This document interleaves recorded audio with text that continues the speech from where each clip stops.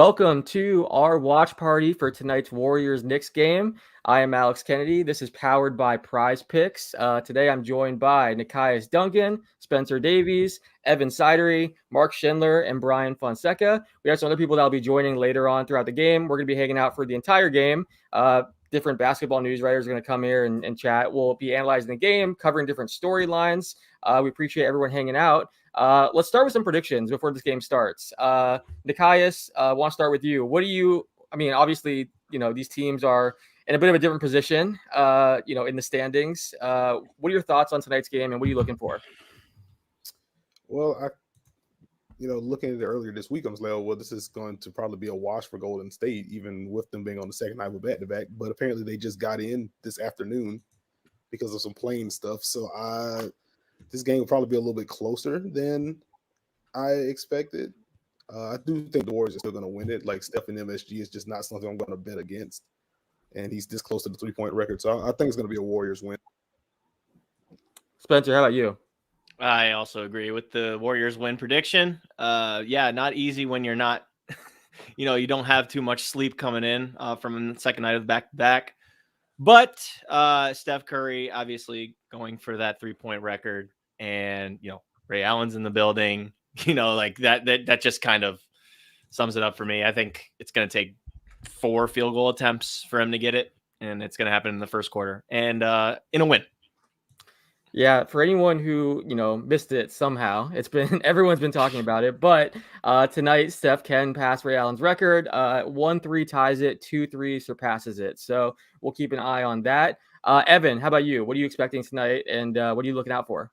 Yeah, I'm expecting a big Steph game because, going and looking at his trends, second night back-to-back, I know they just got in a couple hours ago, but the last time the Warriors were on a back-to-back, I think Stephen Curry dropped 50 points. So I'm expecting a big night from Steph. I think he breaks the record in the first quarter. And looking at the line right now, and for those wondering, I host Nothing But Bets or Gambling Podcast. The Warriors are 5.5-point favorites. I think the Warriors win and they cover that spread. I think Steph scores at least 30 points tonight. I think it's going to be a close game for a little bit. Then I think the Warriors kind of break it open late. Mark, how about you? What are you looking for tonight? Yeah, more hoping for is that the Knicks find something on either end tonight. They're not 6-1. I wish they were 6-1. 1-6 in their last 7 games, and they just are kind of sliding in the opposite direction of where everyone was hoping they would this year. I'm hoping defensively is where they can find something. Because like you guys have mentioned, they came in mid-afternoon today, so the Warriors should be a little bit rusty. So I'm hoping that the Knicks will find something and make this a game. Brian, how about you? I'm hoping for the same, but I'm not expecting it. The Knicks haven't been inspirational, I guess, as they were last year. And I think Steph is going to not just get the record, but I think he'll shatter it. And also, as a Latino in the room, I'll be watching Juan Toscano Anderson very closely. So that's all I got tonight. Love it. He's been a great story. He's so much fun to watch, and it's awesome to see him thriving. We have plenty of time tonight. We're going to get into the Knicks' struggles, what's been going wrong there, talk about some specific players, talk about the Warriors' dominance. There's plenty of time to get into all of that. There's one. Oh, there we go. One. That didn't take long. Spencer. Wow. I love it. So how many points do we think Steph is going to score tonight? 37. So I'll say this. Let me see. What was the over/under? So on Prize Picks, because I knew we were having this watch party, I went and made a entry, with players just from this game, and I chose over 26.5 points. So if he scores 27, I'm good. I think he's gonna get more than 27. I'm pretty confident in that. Do you guys agree? Oh, nope. Oh, nope. That would have been crazy. I hope he just chucks the whole night. He should. Me too. Even after he gets the record, I just want to see him just keep chucking. So let's start with that Knicks conversation. And then, as you guys feel free to jump in as you guys see things that you want to discuss, throughout the game. But, what do you guys think is wrong with this Knicks team? Obviously, there's been a ton of regression. They were, so good last year. They went out and brought in Evan Fournier, Kemba Walker. They spent some money and then really have struggled so far. 12th right now in the Eastern Conference. Anyone feel free to jump in. What are your thoughts on what's went wrong for the Knicks?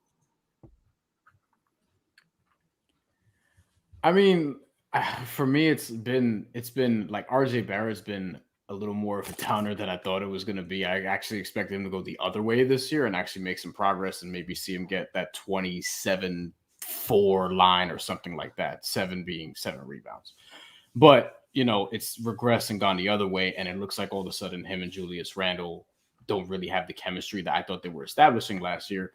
Julius Randle, I feel like, I don't know if the numbers necessarily back this up. I want to look into it a little bit more, but when I watch them, I feel like there's been more isolations this year than there were last year and less productive ones than they were last year, which is obviously sort of like, you know, had a ripple effect into everything else. So I think it sort of starts there with me in terms of like what's gone wrong with them is just figuring out the chemistry with not just the entire starting five, but just Randle and Barrett. And then everything else seems to just fall apart from there a little by little. Is there a little bit of shooting regression there too with Julius this year? Is that another part of it, Brian? Yeah, I mean, well, here's the thing. Like the way he shot last year, that's just I didn't think the season he had this year was going to be something that he did last year, because I'm like, this is probably as good as it'll get. And that's not a bad thing. But the shooting is going to be hard to sustain because he did at such a high level last year. Like, I don't anticipate he'll be a 40% three-point shooter for like the duration of his career. Like, that was crazy to me. So, but you expect it to be more than like 33% that it is now. This isn't related to this conversation, but Giannis just entered the health and safety protocols. So that's now James Harden and Giannis that have entered that. We can get into that if we want to. Oh, boy. You know, that's a whole crazy situation. You know, what the NBA should do. We see the Chicago Bulls have, 10 players now that are in the health and safety protocols. I mean, it's been crazy. I do want to shout out, we had an article last year whenever the Wizards were having their outbreak. Troy Brown Jr. wrote about what it was like behind the scenes and, you know, kind of detailed, you know, they took 6 games off, or 6 games were postponed. They completely sanitized the facility. Guys were getting tested every day still, but were on their, you know, at home resting. You know, I've seen a lot of suggestions that the NBA should do something similar and just kind of pause the season, or, you know, try to give, whether it's a week, 2 weeks, something just to let people stay home, get everyone booster shots. The NFL is doing that right now, mandating booster shots. What do you guys think is the solution here for the NBA? Or do they just try to continue on with what their current plan is? Mark, I know you were tweeting about this. You have any thoughts on this? Yeah, I mean, I think it's been time for a couple days to just find a way to postpone it. Obviously, I'm not an epidemiologist, so I don't know what they can do to go about fixing things. But this feels so much like going back to March of 2020 in the way that we're just seeing strings of not just 1 or 2 random cases, like obviously with the Bulls having to shut down for a couple days. We're getting there pretty much with the Nets. I know the Nets tip off later tonight. I'm just like, okay, is one more guy randomly going to test positive before the game starts and they'll have to cancel? I don't know. It feels like something does have to give coming up. Like maybe there's some kind of break at least for Christmas, and you know, you alter what happens with the All-Star break. I don't know, but I mean, I don't have an answer, but it seems like we're trending towards something like that happening. Anyone else have thoughts on that? Yeah, I kind of think the best idea, like Mark mentioned, would be just like take like a couple days to a week off. Maybe you pick things up around Christmas, because obviously the NBA doesn't want to miss out on Christmas Day, but maybe pause things for like 5 to 6 days and see if any progress is made on that front, because obviously this Omicron strain is really taking over the NFL, the NBA, the whole sports world at this point. So at some point, something's going to happen, and I think something has to give with the NBA, at least giving it a couple of days, because now we're seeing multiple teams, multiple stars every single day getting this. Yeah, it's crazy. I mean, I'm sorry to interrupt the conversation from before. You know, I saw the breaking news there that Giannis entered the health and safety protocol, so I wanted to mention it. But we can get back to the Knicks conversation. Nikias, what have you seen from not only the Knicks as a whole, but Julius Randle? We were kind of talking about, you know, his shooting regression. For people that don't know, he shot 41.1% from 3 last year. Now he's down to 32.6. I know, Brian, you were saying that, you know, that 41% probably isn't sustainable, but is he really a 32% shooter? I'm not sure he's that bad. Nikias, what are your thoughts on the situation? Well, first, Steph just broke the record. See, that's my problem. I start talking about other things. I can't even watch the game. All right, let's talk about that first. Let's talk about that. Oh, wait, it just happened for me, so I'm way behind you guys. Yeah, it just happened for me. Just happened for me. Same. I'm watching on. I won't lie. I still don't have a link right now. I'm trying to find a link to watch it on my computer. He's yelling too. I did a I love that Ray Allen's in the building. That's very cool. Yeah, Yeah, that's super awesome. And he's been saying all the right things leading up to, this moment. It's funny. A lot of people on Twitter, I saw they were like, I thought Steph did this years ago. Like everyone just, thinks him as the greatest shooter ever, obviously. So I know some fans were surprised that this didn't already happen, but it's just incredible that he's been able to do this in such a short amount of time. I know Moke Hamilton wrote an article for us about how quickly he did it in comparison to Ray. But very cool moment. Seen quite a bit of Steph in my day. Covered a couple finals of Steph. He's transcendent, man. He's transcendent. The way he gets his threes, the way he slithers around the court off the ball. He's just so impossible to stay attached to, no matter what kind of defender's on him. And denying that dude the ball is impossible. And then you think about how quickly he gets his shot off. You think about the dribble moves that he can do to create his own shot. It's just a total package, man. And he's probably the best ever. Nikias, I know you've been working on an article that's coming out pretty soon. You don't have to get into that if you don't want to, but what are your thoughts on Steph and just what we've seen from him in this record? The cliche thing to say is that we've never seen anything like Steph Curry.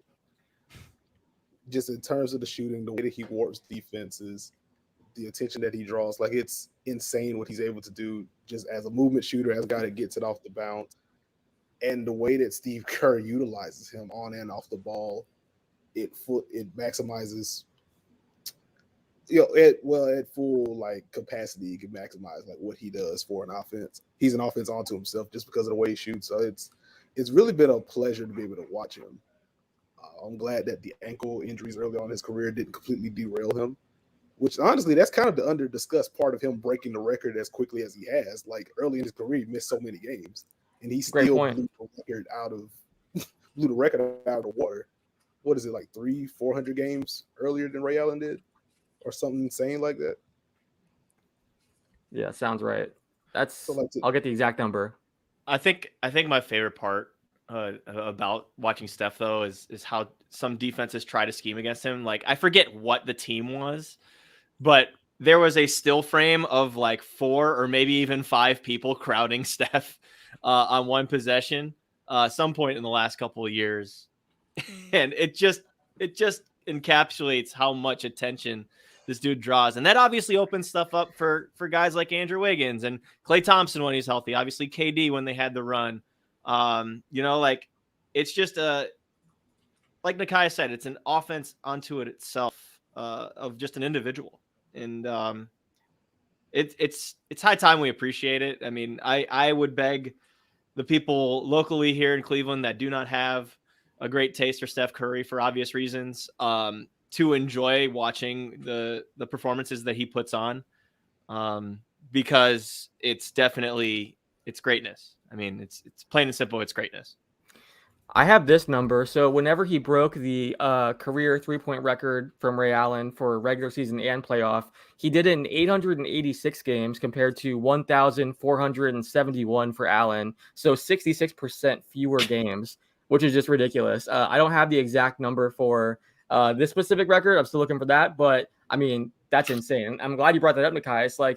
This guy could not stay healthy early in his career. It's why he didn't get a bigger contract and why the Warriors, had the cap situation that they did. He was the biggest steal in the NBA because he signed that deal right after dealing with so many injuries. And I mean, his story is remarkable enough, just what he was able to become coming from, a small school and everything. But when you throw the injuries in there too, it's even more remarkable.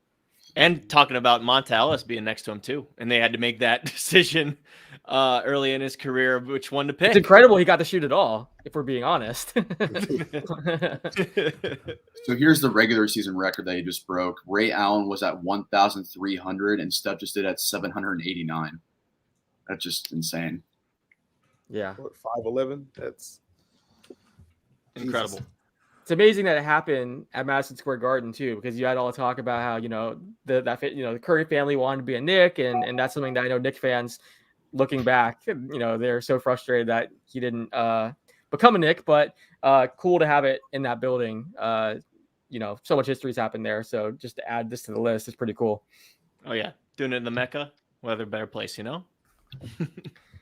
So I see N6 Constant says, I don't get comparing games played. The game's not the same, of course. He was going to do it quicker, but still super impressive. Yeah, I mean, obviously the modern NBA is so much different, but just it's still remarkable when you and he's putting up way more threes. And we talked about this, in articles at basketballnews.com about, how Ray Allen and other shooters are fair in today's game when they could take way more threes. But regardless, just looking at how, he was able to do it in so many fewer games, it's pretty remarkable.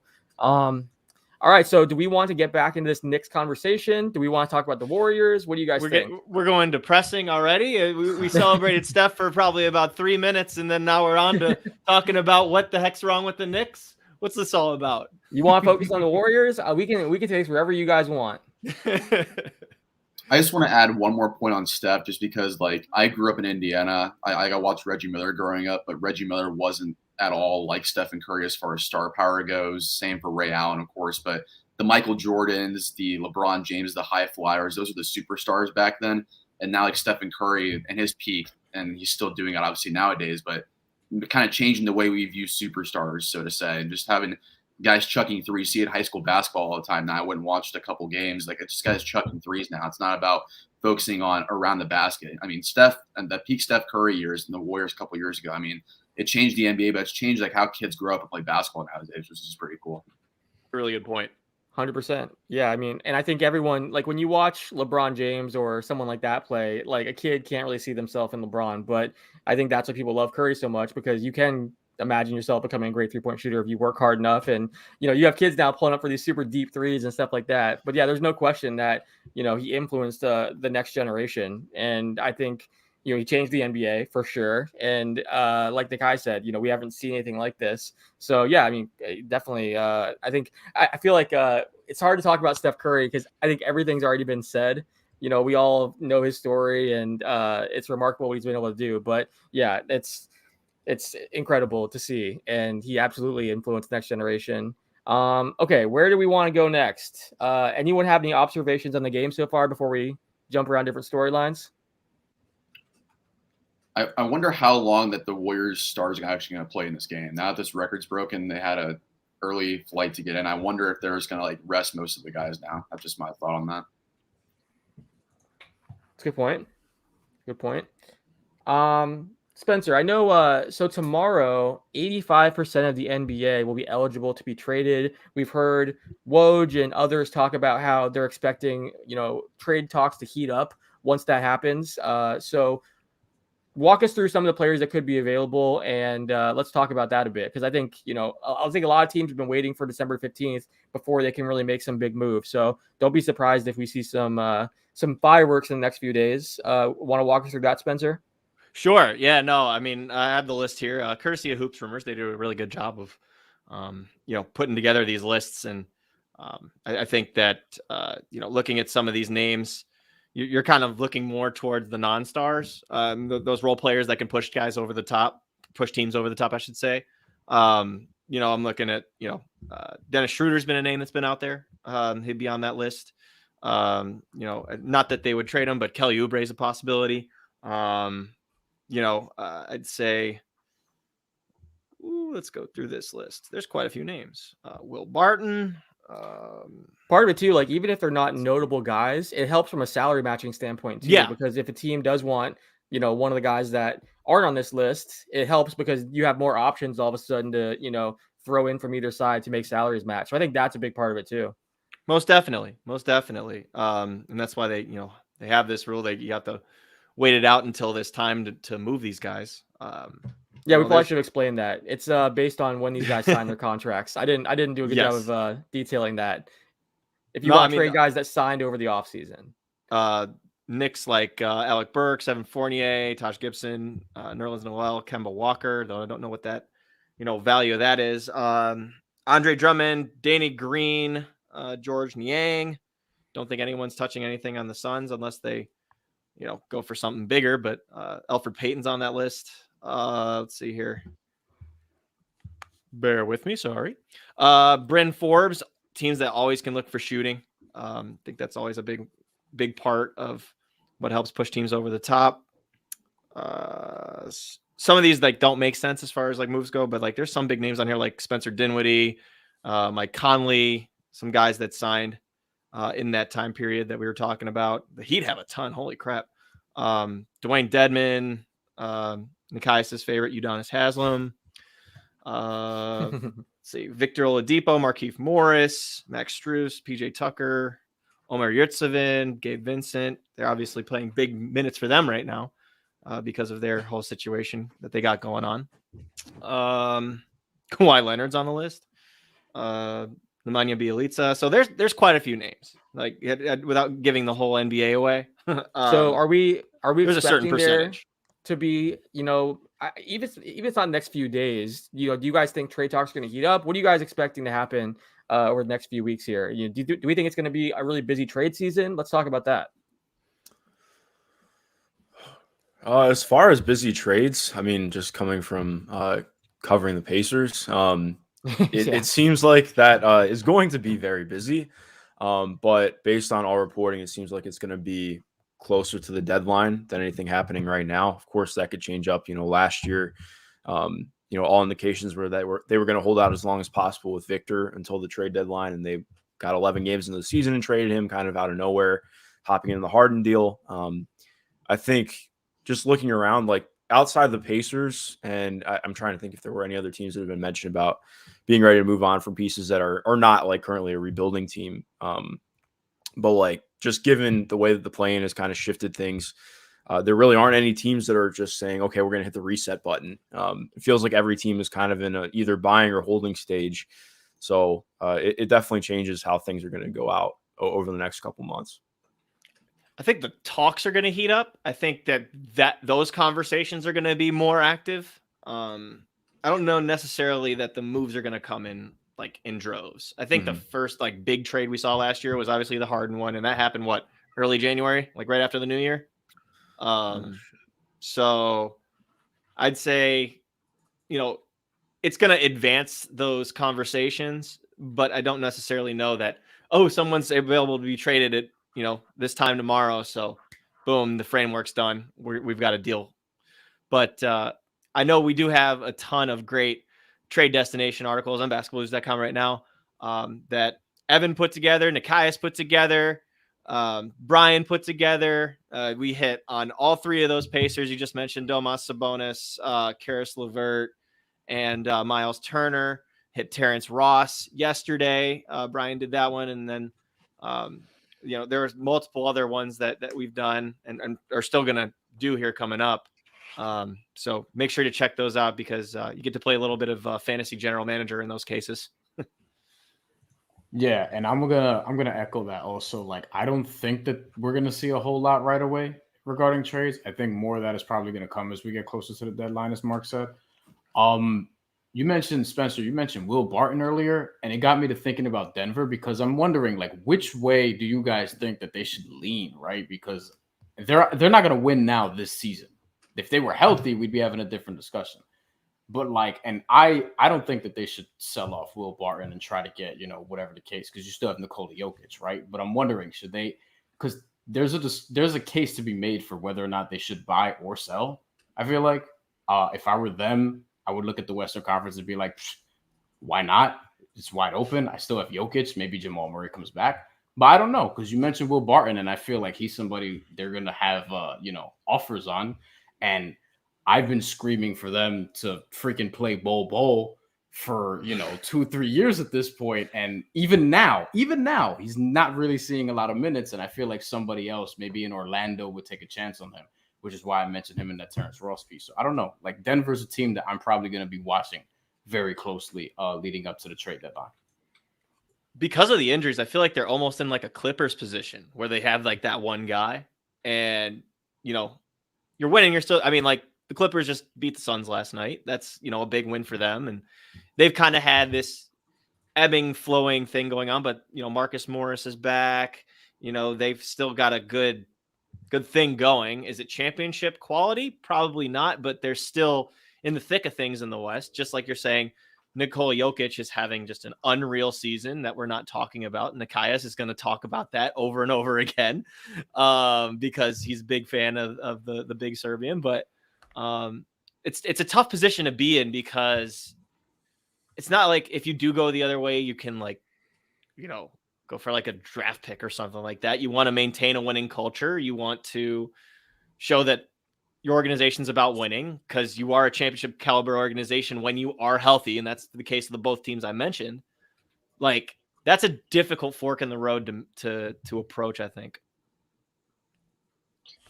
I think too, with the Ben Simmons situation, I mean, we got the report, I think 3 or 4 days ago from Woj and Zach Lowe about more teams getting more interest. We get closer to December 15th. And then I think Mark Stein drops in off a day or two ago about how Ben Simmons would like to go to San Antonio. That's one of his preferred destinations, and the Spurs will be open to that. Greg Popovich will be as well. So it kind of feels like that's what I'm watching out for the next week or so. If we get any updates on Ben Simmons, because this has been dragging on for months now, I just wonder if we're going to hit a finish line or it's going to drag all the way up till February.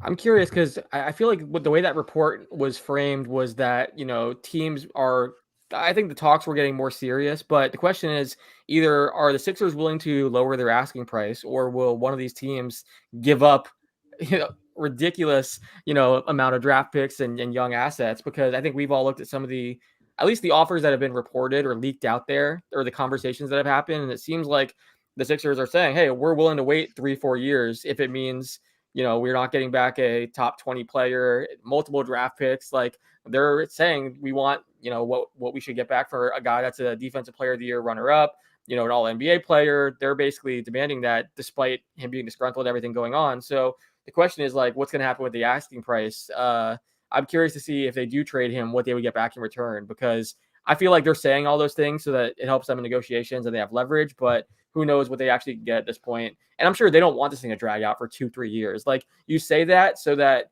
it helps you in negotiations, but they don't want this cloud hovering over them for 2 seasons of, Joel Embiid's prime when they're trying to contend. I mean, I can't see that happening. What was the actual quote? Like top 25 player? So the report, there was initially a report from actually Daryl Morey said specifically that they wanted like a notable player, a franchise. Let me find the exact quote, but the report from Sam Amick was a top 30 player. And then it came out from Woj that they want a top 25 player. But let me see exactly what he said. Because the Morey quote, he talked about it on the record. It's probably difficult to quantify that. I need this to get as granular. What's up, the guys? So I need this to be as granular as possible. I need them to aim for like a top 14 player. I like it. My question is like so basically the report was that they have 30 players that they're willing to accept for Ben Simmons or in a Ben Simmons package. For certain players, they would require more things to be added on there. But the quote from Daryl Morey was, "You're going to think I'm kidding. I'm not. This could take 4 years. The conditions I pointed out to you don't change unless Ben Simmons is traded for a difference maker." So difference maker. We are in the prime of Embiid's career, so this could be 4 years. This is not a day-to-day thing. This is like every day we are going to expect Ben Simmons to be back here or we're trading him for a difference maker. There's no other outcome that doesn't. Was that said? This was 2 months ago. So, I mean, yeah. Well, it's less than 4 years now. 3 years, 10 months. It is less than 4 years. Yeah, I think I get why they have to say that kind of stuff, but there's no way this thing drags out that long. I mean, all eyes are going to be on that situation, especially with reports that, it could be coming to an end pretty soon here. And then on the Pacers situation, we can talk about that if you guys want to. Mark, obviously, you mentioned covering the Pacers. I know Nikias and Evan have written about the subject a lot as well, looking at different destinations for those stars that are available. Mark, I guess, what's your read on the situation and what do you think we'll see from Indiana as the deadline approaches? Yeah, it's kind of hilarious because I don't think anybody's talked about Indiana this much since like 2013-14, and now it's all about everything blowing up.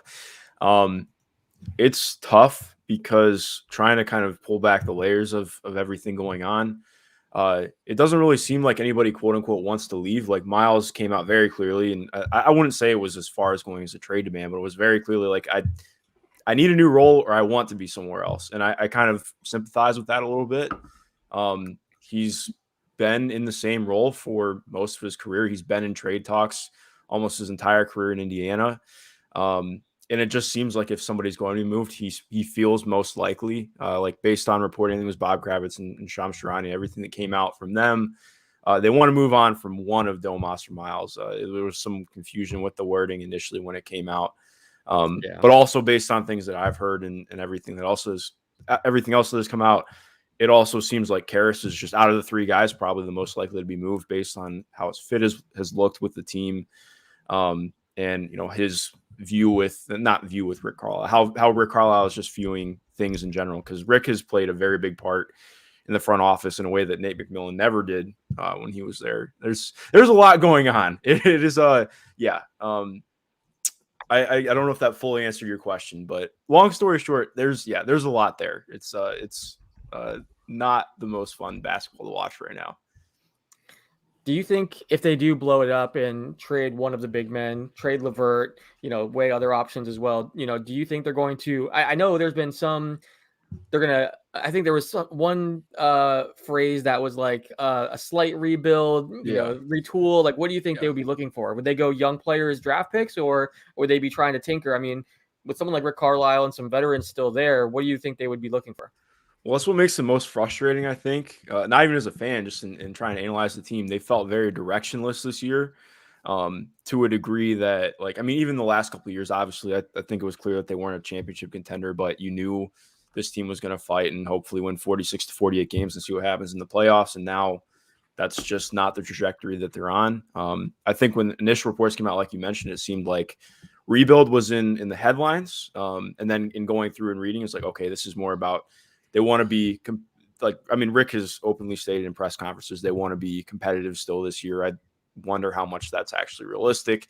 But they want to be in that same place or better in the next year or two, which is what makes it harder because, okay, if you're, let's say it hasn't been reported, but the NBA Twitter's favorite trade is like Domas for two young guys from the Warriors and cap filler. Like, okay, great. But Domantas Sabonis is 25 years old right now. He is an all-star, and it's kind of far-fetched to think that Jonathan Kuminga or Moses Moody is going to be at that level in a year or two. So how is that really fitting what the Pacers are putting out or projecting is what their direction is? So it feels in some ways like they're pigeonholing themselves into what they can actually get back in a deal or what they are going to view as, along with what they're viewing themselves doing in the next year or two.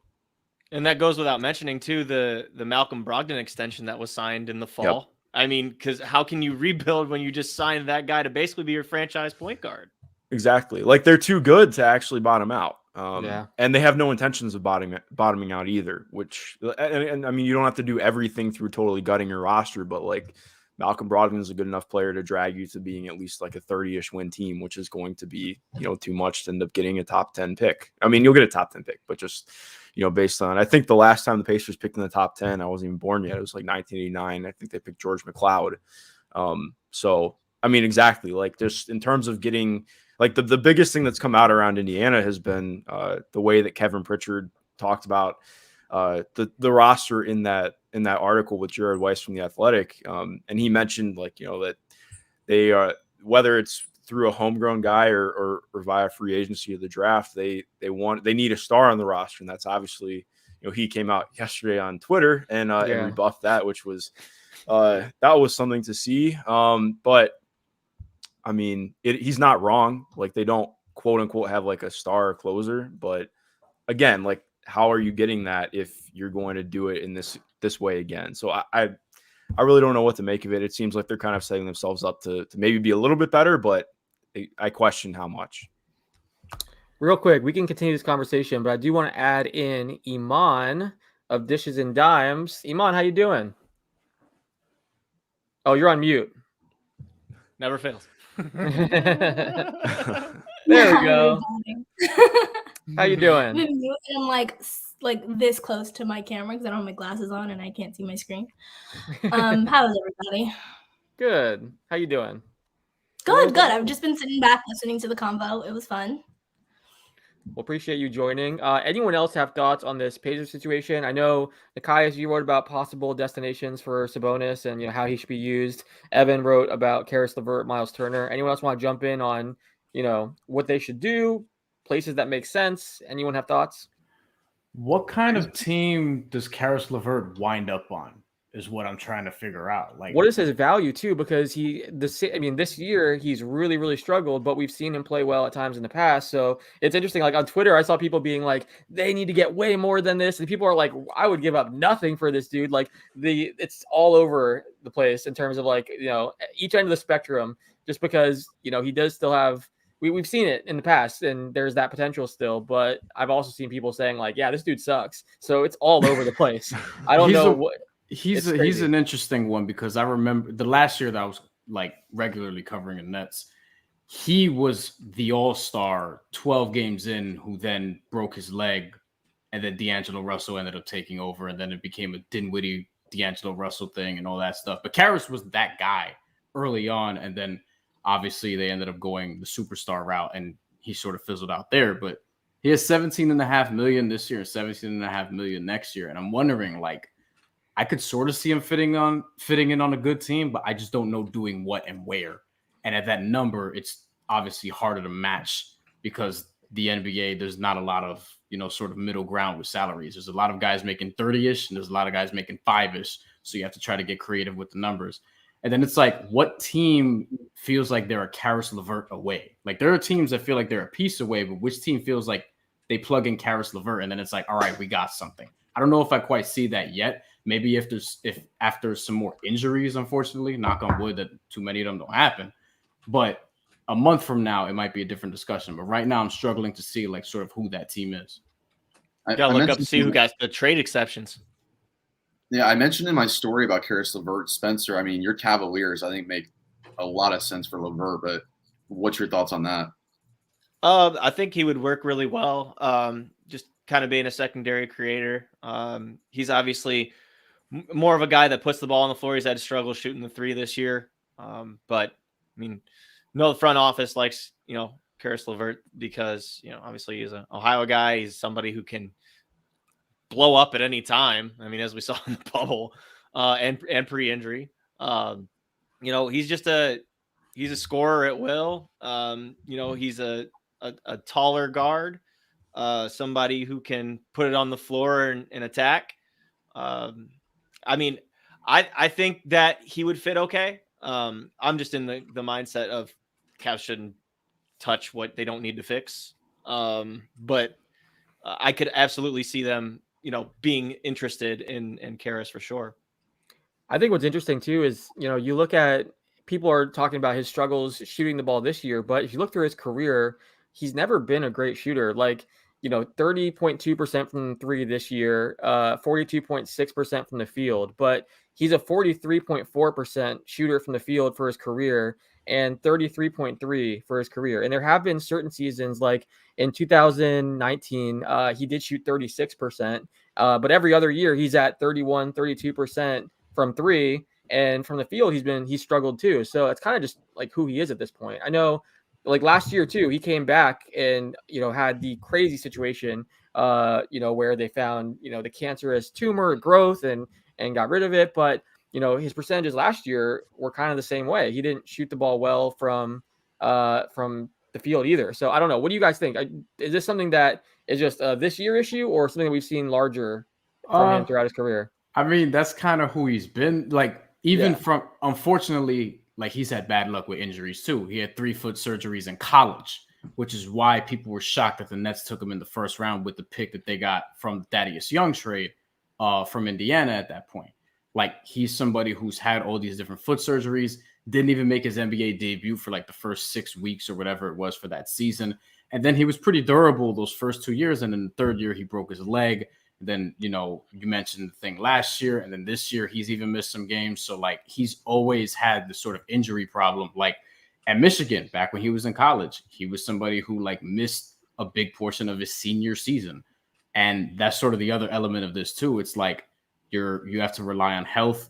And then he's also just very streaky when it comes to his shooting and has been throughout the duration of his career. So I don't know. He's like of all the guys that Indiana sort of has potentially out there available, he's the one that's like the most interesting to me because trying to figure out where and fit and things of that nature, like it's all like it's very complex, I would say. He's a pull-up guy, right? I'm in the You know, background. Yeah.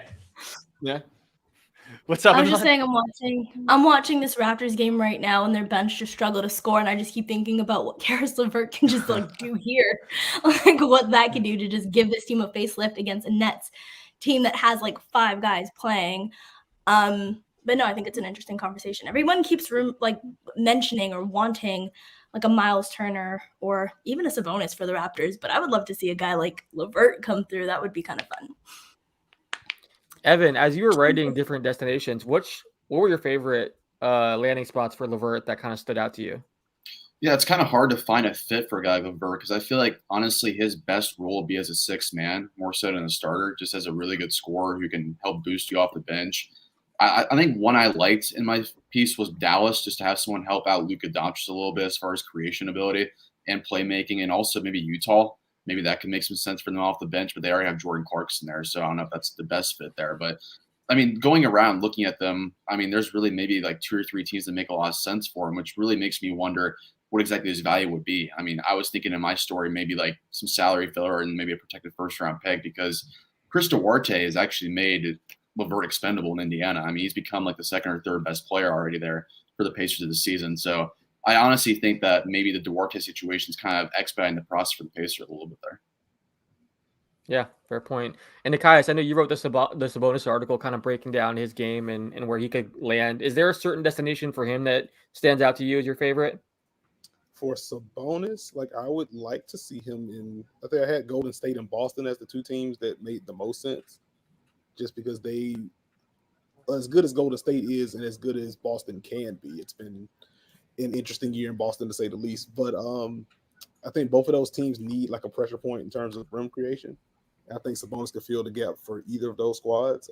Golden State with their 3 young guys, I think the salary is almost even between Moody, Kuminga, and Wiseman, and Domantas Sabonis. I think they're like $400,000 apart or something like that. So like that's something that could get done rather easily if Golden State wanted to throw all those chips to the table. And for Boston, again, like it's if they want to give the Jays a third guy and someone that kind of gives them a different dimension offensively, I think Sabonis makes a lot of sense there. It's interesting because we're talking about, the Warriors and they're playing today. This whole watch party is supposed to be Warriors-Knicks, but we always go down these little tangents. But I know locally, like different reporters in the Bay Area have talked about how they don't think the Warriors will make any kind of trades, that they're not looking to move Wiseman or any of the young guys, that they're kind of going to stand pat. I know Janelle, she writes for us. She's talked about that she doesn't think the Warriors would move Wiseman or any of these key players, even the young guys maybe. So it's interesting. That's been the perception locally there. I think people on the outside looking in are thinking, hey, they have a chance to win our championship. Do they flip some of those young pieces if the right player is available? I mean, it remains to be seen, but I know that's kind of been the word locally that they don't see it happening. So we'll see. Nikias, you got my thinking engine on with Sabonis to Boston, just thinking about Tatum finally being able to not have the ball in his hands and Jaylen Brown finally not being able to have the ball in his hands. They don't have that point guard that's been able to initiate for him. It's all been the Jays. And you think about the contracts that Boston signed this offseason and the extensions. They've got quite a few contracts that could work, I think, in that sense. Like you look at, Robert Williams, Marcus Smart, Josh Richardson's, I think, is another one that they traded for. Like these are like not overly expendable, like overly valuable contracts, like too much money and not too much little. That's in that middle that Brian said isn't very existent right now with some of these contracts. I think that Boston has kind of like a plethora of those right now. So maybe that is a spot that would work. If they could do it, like it's going to come down to one, what if Indiana is actually super willing to listen to Sabonis offers, right? And beyond that, like what they actually want. If they want good, that doesn't seem like they want to do the latter. So if it's not the latter, maybe that opens up more for a team like Indiana. I mean, for a team like Boston who has good players that aren't necessarily they're not rebuild headliners, so you kind of keep the status quo and kind of build from the middle, which has been Indiana's MO, it seems like. So yeah, I'm intrigued by the Boston fit. Would it take Jaylen Brown? Do you think that would be enough to convince them? If Jaylen Brown's on the table, like I think Indiana does that yesterday in a heartbeat. Oh yeah, okay. If Jaylen Brown was on the table, they'd have to do it immediately. Okay, like, no question. And then they would probably keep Miles then in that situation. Yeah, interesting. And the question too is, if Jaylen Brown's available, do they take another offer elsewhere and shop him around the league and see what else they can get? Is there a better offer out there? I think Jake Fisher reported today or yesterday, forget what it was, that, they could break the Jays up, that Jaylen could be available, and people kind of freaked out a bit. But you'd imagine that there'd be tons of interest in a guy like Jaylen Brown. So, maybe there'd be a different offer out there that could even beat what the Pacers could offer. We don't know. Depends how much the Pacers are willing to give up for him. But I think there's a lot of teams that value him very, very highly. So that'd be interesting to see. This graphic on TNT just cracked me up. Sorry. It said the most assists on Curry threes, and Draymond had 479 of them. Andre Iguodala was second with 168. Wow. That's awesome. We'll say that the Draymond Steph thing, it's worked for quite some time. I think so. 39-35 for anybody that cares, by the way. Knicks are up with about midway through the second quarter. Now, I'll be honest, I've had a hard time paying attention while I've been talking here. Anyone have any observations from the game? I'm just happy I'm seeing Miles McBride out there. I want to see what he's made of. They've been making waves about his defense, so getting an opportunity. So, full disclosure, I mentioned my prize picks entry earlier. I picked Steph Curry over 26.5 points. I chose Julius Randle under 20.5 points. So he has 4 so far. So that's been nice. Rooting for that. Not to root against the guy, but some money on the line here. Supposed to stay unbiased, Alex. What the hell? Hey, I have a few. Actually, I do need Alec Burks to have more than 2.5 assists and Draymond to have 7.5 rebounds. So we'll see there. That's my rooting interest tonight. I want to see those things happen. AB burned me on the assists number a couple weeks ago. You can ask Brian on that. That was the only one I was missing too. See, I get tempted when it's such a low number like that. Like, oh, he can get 2.5 assists. Like, oh, that's easy. Especially, I've especially like when they've done it in recent games so frequently, you're like, oh, it's a lock. And then those ones always kill me. For sure. Hey, just saying, I mentioned McBride. He already got a deflection. So let's go. There you go. Love it. So as of right now, are the Warriors your guys' pick to come out of the Western Conference? I know, Evan, you kind of covered the whole Warriors-Suns battle and wrote some great articles about it. Do we think the Warriors are a favorite at the moment, or is there a different team that you guys are eyeing? I'll go on a limb and say I think I like Phoenix in the 7-game series. I just think DeAndre Ayton's size down low could be a huge mismatch. Mikal Bridges' defense against Stephen Curry, we saw it when they played in Phoenix. You just put him in the clamps throughout most of that game. I know Steph missed a lot of wide open shots, but Bridges' length is a factor. We didn't see Booker in the last game as well. I think obviously him and Chris Paul are going to be a big difference there. So I think it's those two teams. Utah is definitely the number 3 team right now, but in a 7-game series, I think it's going to eventually get down to Warriors versus Suns, and I think right now I lean towards Suns. Anyone else? Thoughts there? No, go ahead. I was just gonna say I'm kind of up in the air right now. I think Golden State has been fantastic. Between Golden State, Phoenix, and Utah, I'm just kind of playing it by ear right now because I'm seeing things that I like from all 3. So I don't have anything definitive right now. That might be boring. No, I agree with you. That's why I asked it, because I think it is so tough. Like, especially, I want your hot take, Nikias. Scream at me. I'm kind of in the same boat. Like, as I look at the Western Conference standings, just to remind myself, because this shit changes all the time. But like, it's been a clear top 3 for me, but I don't find anybody, especially in the Western Conference. I don't find anybody in the NBA really unbeatable, but I don't find anybody in the Western Conference. Like, I think that there are going to be teams in that sort of 5 to 8 range that are going to try to make some sort of a play by the trade deadline and try to get, into that top 4 group or whatever the case may be. Like, the Grizzlies are 4th right now. I don't know if that's sustainable. The conspiracy theory in my head still thinks that Kawhi Leonard's going to come back this year and just really fuck shit up. So we'll see how that goes. But with the Warriors right now, I think they're the team that I have the most confidence in because they're 22-5 and they've looked really good defensively. And Steph Curry's been out of his mind, and the Suns are like a close second. But other than that, like I'm not like the Lakers don't really put that much fear in my heart right now at this point. As a matter of fact, I think they're a pain in the ass to watch. And I still think that Dallas, like they can sort of figure something out there. Like they can be dangerous because like usually that sort of happens if Luka is going to be like this top 5 guy, and we would see it like, you know, for the duration of the year. But I just don't know which way to sort of lean on that one. But Dallas is a team I'm watching for sure to see if they can sort of get into that top group. I just don't know if they have it in them right now. I think part of it too is you look at this Warriors team, and obviously we know they're going to get Klay Thompson back. We know they're getting James Wiseman back. The other top contenders, like you'd imagine that they'd be active on the buyout market, the trade market. They're going to try to add talent. But even if the Warriors do nothing, you know, their big acquisitions can come from their guys just getting healthy and then being at full strength. Like the thought that this team, with how well they've played, could have another level that they go to once they do have Wiseman and Thompson back. I mean, that's what's scary for me, just thinking about what could happen when they are at full strength, because they've looked so good without those two key guys. I'm hoping Klay can have a monster year. I know it's been a long time since we've seen him play, and he's had some brutal injuries, but you know, I think it'd be a ton of fun if he came out looking great. But yeah, that's what scares me about this Warriors team. The fact that they are going to get those guys healthy at some point. I know they assigned them to the G League, so to practice and things there. So even if they don't make any moves, that's a big midseason acquisition pretty much for that team.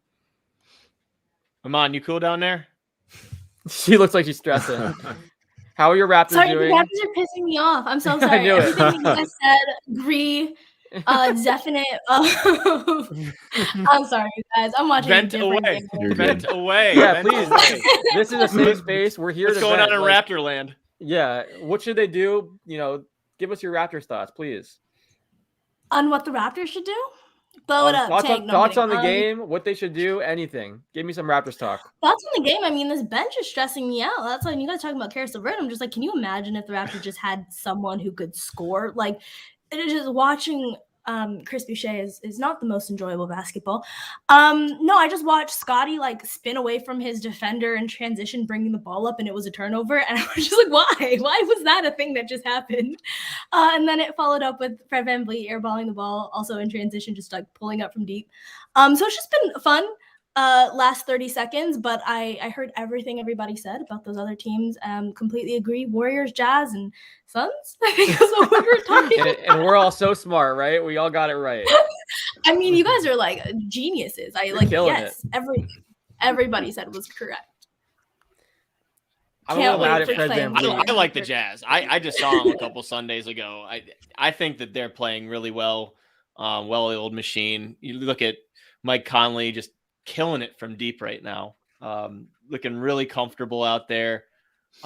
You know, you've got a deep bench. You know, Mark just did something really good on Rudy Gay and the element that he's brought to that second unit. Donovan Mitchell just a couple weeks ago won NBA Player of the Week for the Western Conference. And he was on a tear in that road trip. Really liking, you know, Rudy Gobert, just the way that he's moving out in space and being able to battle the bigs. Like, I haven't seen anyone play Jared Allen the way that he played Jared Allen on Sunday, the way he kept him off the glass and was defending him and defending those lobs. He's just really locked in right now, just mentally, I think, on the defensive end. And they just have their success is the sum of their parts. And it's truly a balanced box score from night to night. Aside from those nights that Donovan goes out and drops 35. But, you know, I just think that they have something good going on in a similar thought of how Milwaukee had it going last year, and no one was really paying attention.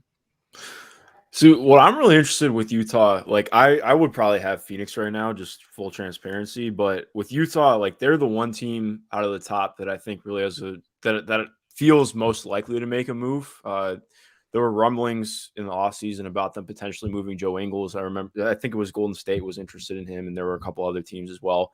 He's on an expiring right now. Obviously, he hasn't been like he's been solid this year, but you saw some of his deficiencies a little bit in the playoffs. He's also getting older too. Yeah, I mean he's 34 now, so like I I'm curious to see if they try and make a move with him. I do wonder if they're kind of in the same spot of having fallen in love with their team, but I would hope after how the last 3 years have gone that they are prepared to make some kind of more all-in move and trying to build on this year. Because, I mean, like you mentioned, Spencer, I wrote about Rudy, and I've really liked what he's brought, and some of the things they're starting to workshop with him playing the 5 and small ball lineups off the bench that have been really effective. But I still feel in watching them that they need like another piece on the wing that just brings them more athleticism, because that's just kind of really all that I feel like they're lacking right now.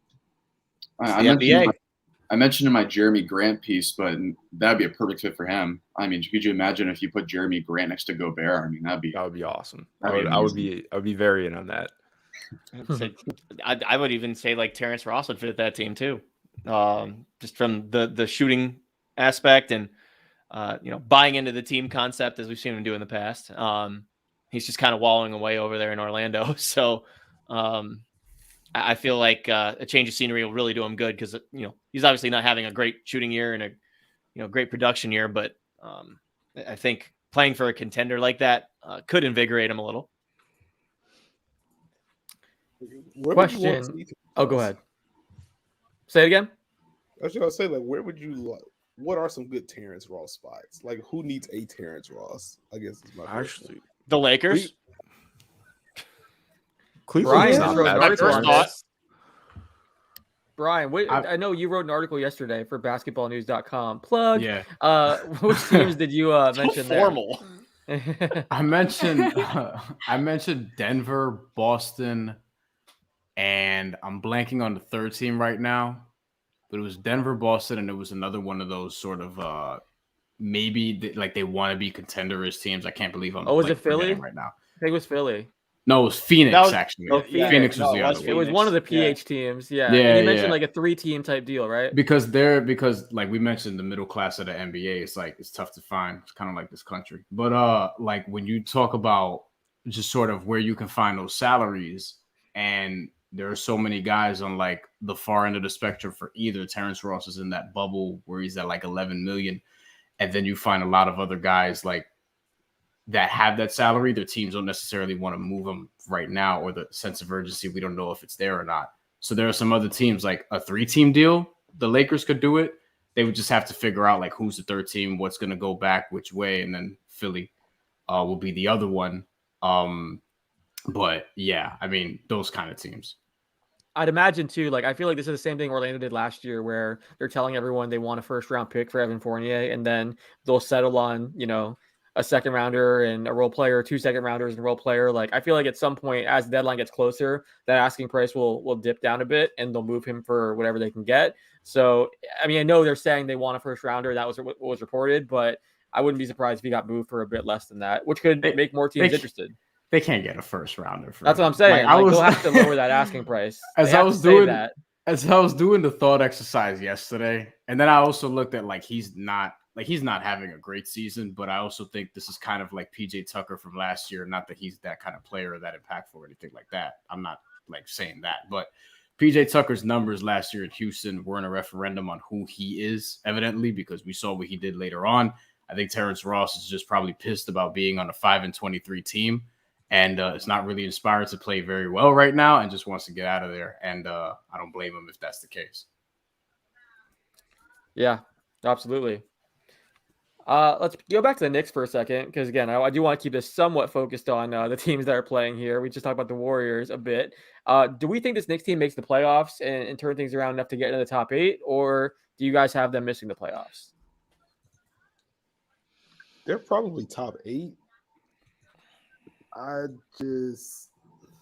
don't know. Like, it feels like before the year, they kind of made the bet when they brought in Kemba, when they brought in Evan Fournier, like, hey, we're going to take a little bit of a hit defensively. We should still be good. And adding these pieces should juice the offense to where Julius doesn't have to do literally everything. And the Kemba thing obviously hasn't worked. He's been benched. Evan Fournier, outside of the first week and a half of the season, has just not been good at all and continues to get picked on defensively. But what a week and a half, right? Yeah, fantastic. But it just hasn't been good for Evan Fournier. So you don't get the offensive boom that you were hoping for, and the defense craters, and now you're dealing with injuries. Like I think it was Brian talking a little bit earlier about expecting RJ Barrett to take a leap. And it hasn't happened offensively. Defensively, he's been pretty darn good, at least on the ball. So, like, that's a positive. But if he's not picking up any of the slack offensively, there's only so much he can do. And Julius has had some regression as a shooter this year. And even the defensive effort hasn't been as locked in, particularly off the ball, as he was last year. So there's a perfect example right there. Jeez. Yeah. There we go. That was, yeah. I think uncanny it was timing. Iman, I think I saw can see you that too. tweeted. I think I saw you tweeted like a clip, and it was just like laughable. Like the effort.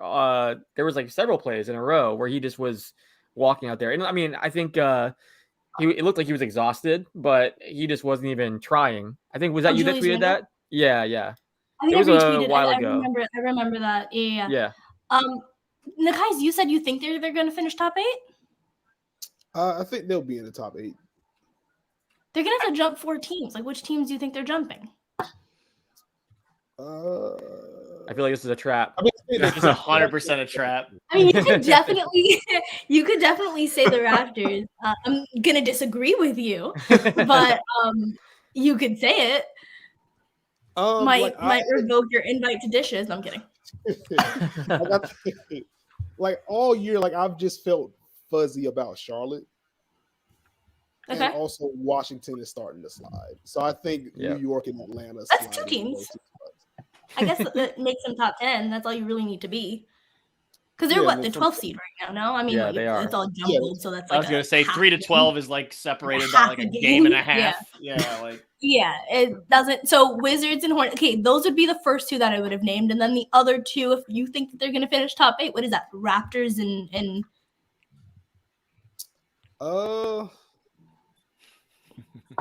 we're not the Raptors. This is Clubhouse Iman. She's about This to is what I was going to say. I paused the Raptors game to ask this question. Wow, that's when you know. I'm kidding. And Malloy was doing something. I didn't have the patience for it. I thought I'd come here. I think Nikai's internet's breaking up. I think he's gonna have to dip out. Oh, He's going through a tunnel. Clearly, he means the There we Nets and the go. Bucks are gonna fall out. The Nets and the Bucks are gonna fall out. I got you, Nikai. Yeah, let's go with that. There we go. Hey, I do have a question for you, Nikias, because I know earlier Spencer mentioned that like the Bucks, no one was giving them credit last year. We talked about this. I know you were on like the NBA's Clubhouse talking about how the Bucks were a legit contender. It was you versus I think Richard Jefferson and Brendan Haywood, and they were like, "There's no way. We haven't seen it from them. They're not a real contender. We haven't seen it in the playoffs." And you gave like this great explanation of all the reasons why this team's so different from the previous years and everything they changed and how they adapted and evolved. And still there was the whole debate going on. But I'm curious for you, who is your dark horse this year, or a team that maybe isn't getting the respect that they deserve because you did such a good job of Could we identifying? not call the Bucks a dark horse last season? They were No, not. maybe that's not the right word. A team that's not getting the respect that they deserve. Okay, that's fair. And before you give that answer, make sure you do this. No, I'm doing it for you. I'm patting. You're for you there. That entire conversation was hilarious. So It really was. There was a point I made about like a particular action they were running with Bryn Forbes, right? And the point was like they are finding answers to generate good shots in the half court. And like the rebuttal from I think Brendan Haywood was like, to paraphrase, it was like, Bryn Forbes isn't Kyrie Irving. And I'm just like, that's not at all what I said. Yeah. Well, It felt like you were giving like actual examples, and they were just going back to like narratives, which is like everything that. Yeah, that's what it became. Did y'all see RJ get cooked by Malika on NBA today? That was hilarious. Yes, that was hilarious. What a straight. But honestly, my answer is probably Utah, because I think similar to Milwaukee last year, it's a whole bunch of, we've seen them be good in the regular season before. Who cares what they're doing, without acknowledging, yes, they are having similar success as they've had in the regular season, but the way that they're getting that success is different. And I think that's what was missed with Milwaukee last year, where it's like, yes, they were very good on offense, very good on defense last year, but they were doing notably different things offensively, and defensively they were switching a little bit more. And once we got to the postseason, we saw where that would eventually pay off. So with Utah, I think there's not enough being said. There was a little bit of talking, at least on my timeline. I have a very curated feed, but there was some talk early on in the season where Utah's like the passes per game was like extremely low compared to where it was. Yeah. And it was kind of weird, like why are they doing this?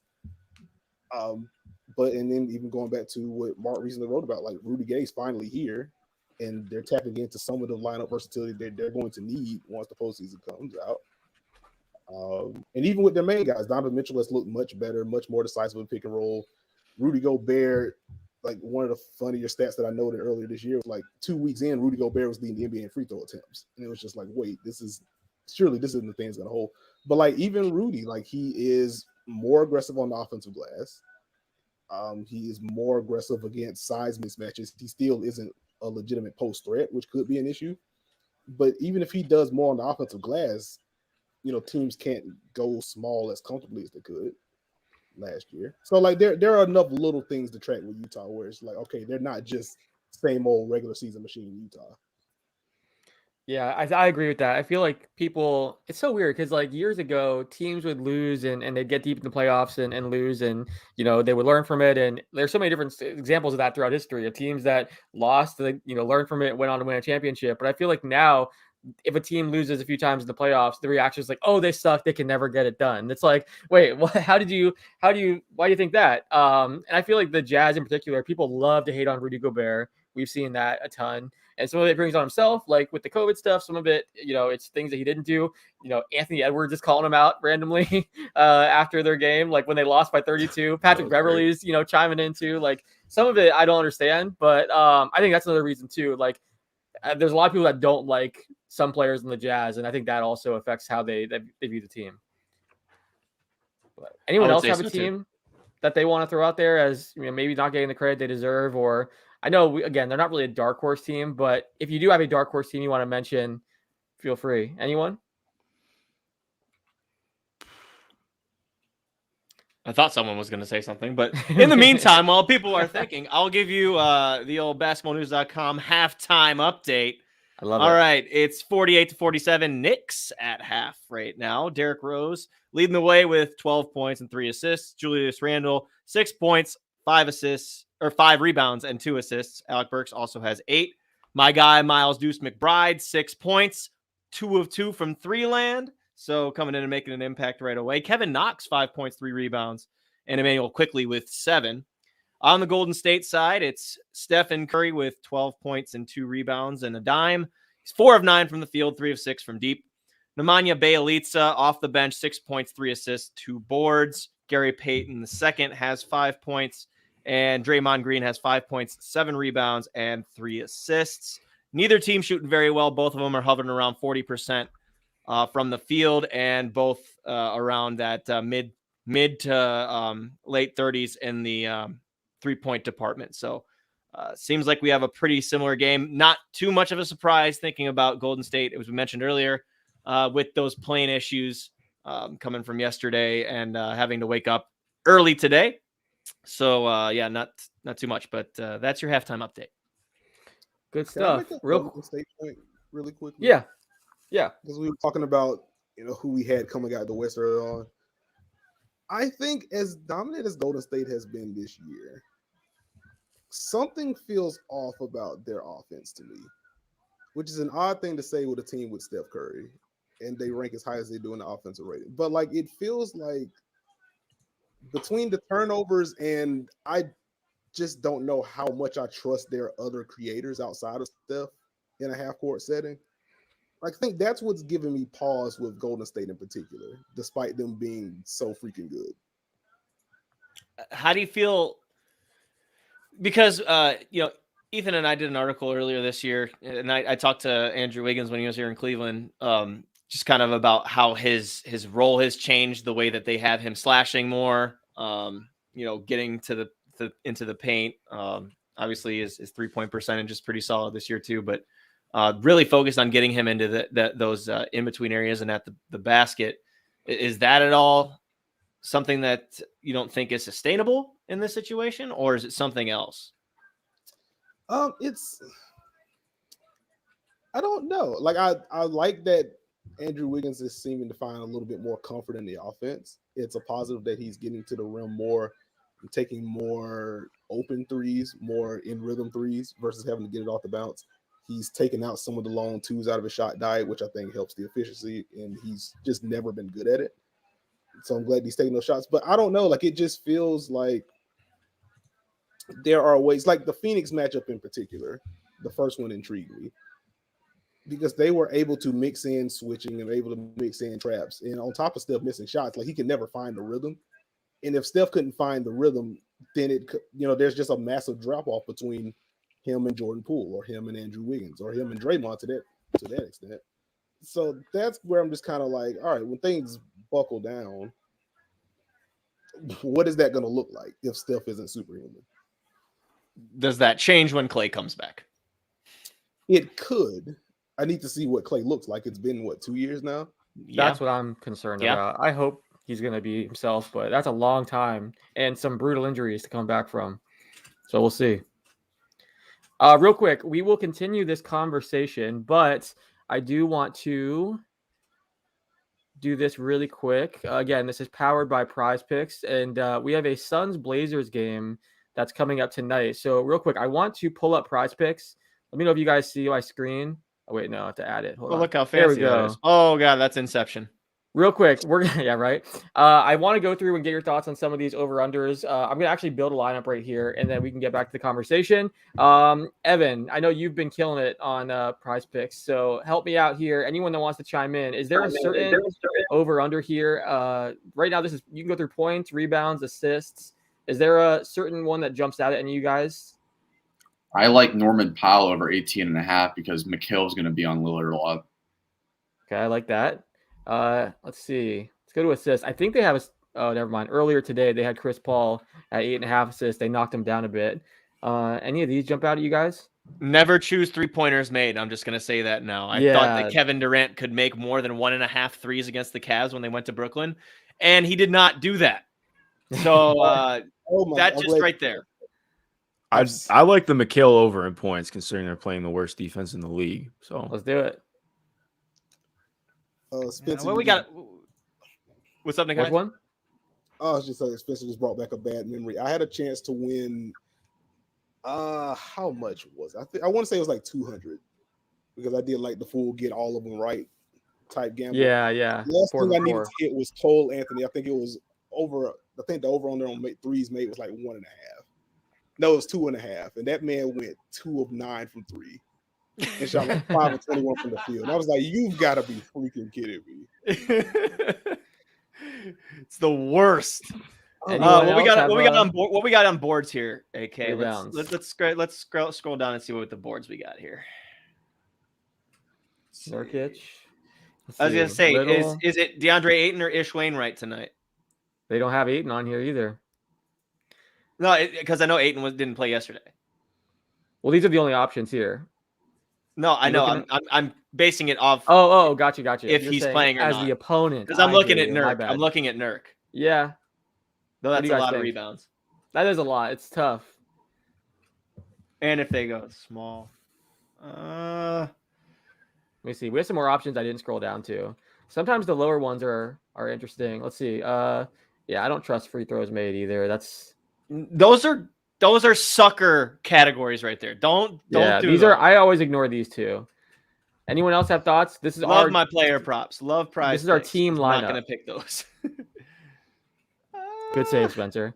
Let's see. Anyone? Evan, help me out here, bud. Okay, so I did on mine. I mean, a lot of these, I always do power plays just so the listeners try to get the most money. So sometimes these come out to bite me, but I do like Nasir Little over on rebounds there at 5.5. Right.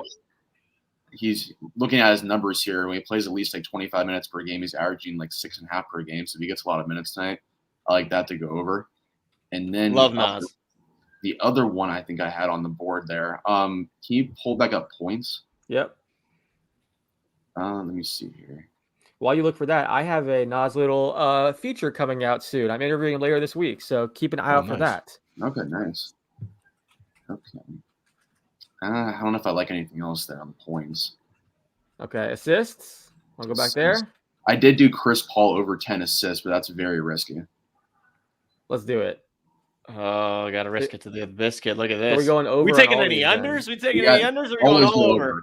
Always go All right. over. So All right. explain why. I'm gonna make it a $10 bet. Why always go over? It just feels like it's so you're like going against someone to like not do well, and like the night you always predict them to do well, they always do great. So like, I think there's a better way of like betting as far as like if you bet on someone to get hot, that's more likely than for them to go cold, so to say. Because I feel like the numbers they try to put on the board there, they're for them to have good games, and sometimes they hit. But I mean, for mine, I think for nothing but bets, I've hit like I think 17 or 18 power plays so far. So that would be like $100 to win like 1,800. So something along those lines. I think I'm doing the math wrong there, but anywho, like they make it so like I always do over on them because more often than not, if those guys get hot, it's a good way for you to like really cash out early on in the games.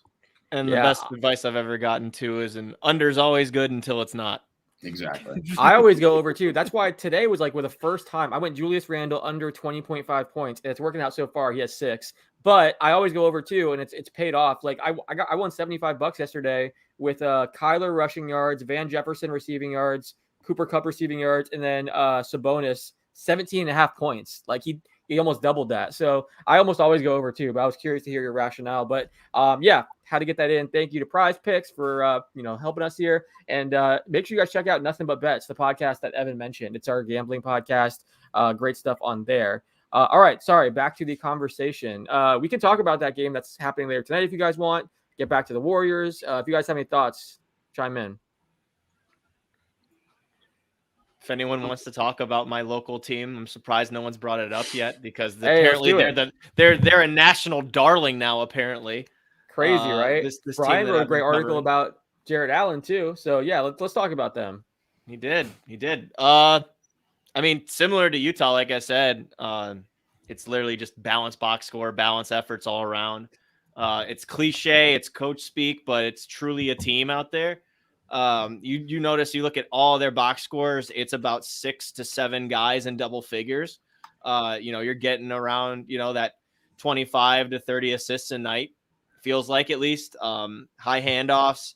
I loved what Miami did yesterday by making the paint so crowded to make them funnel it out to 3. But now over the last 3-4 games, Isaac Okoro has been knocking shots down. Which is going to make it a lot tougher on teams if they're going to have to go out on him because he's so good at putting it on the floor and getting to the cup. Darius Garland, I mean, what can you say about him? He's just, making that, as Nikias would write, the leap trademark, of course. Just using, screens that are high and pulling up off of those. He's doing pull up threes. He's doing catch shoot threes. One of the questions that I asked him the other night was about his relocation and coming back to the ball after he gives it up originally. Nikias will have something on this later. Don't want to spoil it, but he's been watching a lot of All-Stars on film about that aspect of his game. And it's just made him so much more dynamic. The way that he disguises his floaters into the high handoffs for those bigs like Evan and Jarrett.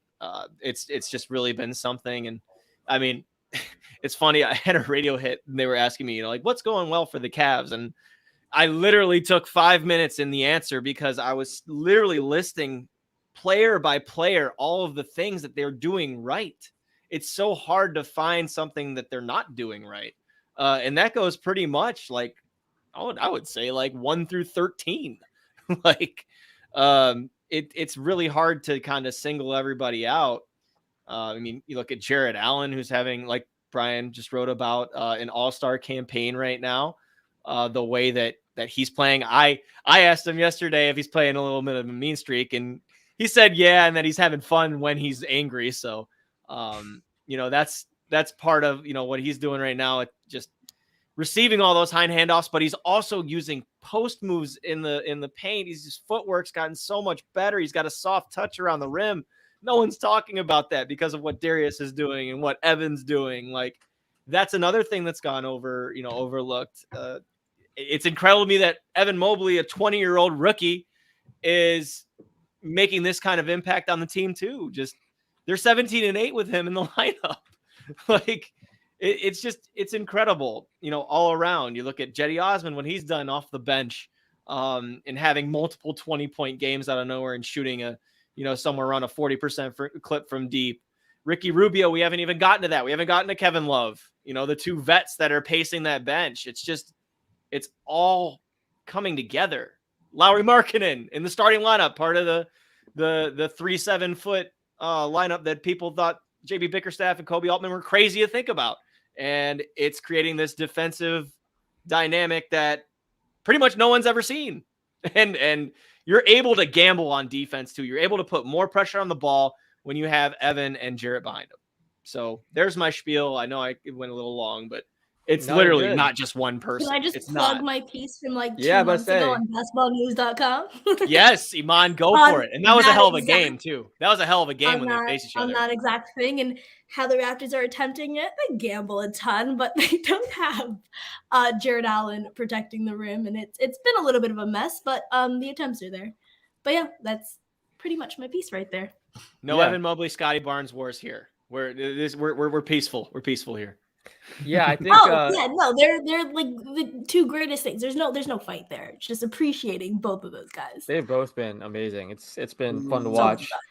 But yeah, I know we've had a couple of Cavs pieces. Brian wrote the Jared Allen piece. Iman had the piece kind of looking at Cleveland's big lineup and how so many a number of teams are kind of going all in on length. I know Evan wrote about the front court there and just how different it is. But yeah, it seems very interesting. Not only they're playing really well, but they're interesting to watch because we haven't really seen this work, and so it's been fun.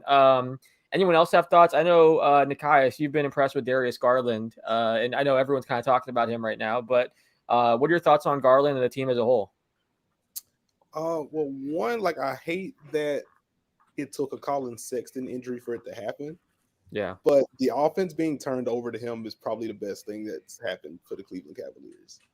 He just has a feel in the half court that you can't teach what he has. You can't teach that level of vision combined with the handle, combined with the pull-up, combined with the touch in the intermediate area. He's just an incredibly fun dude.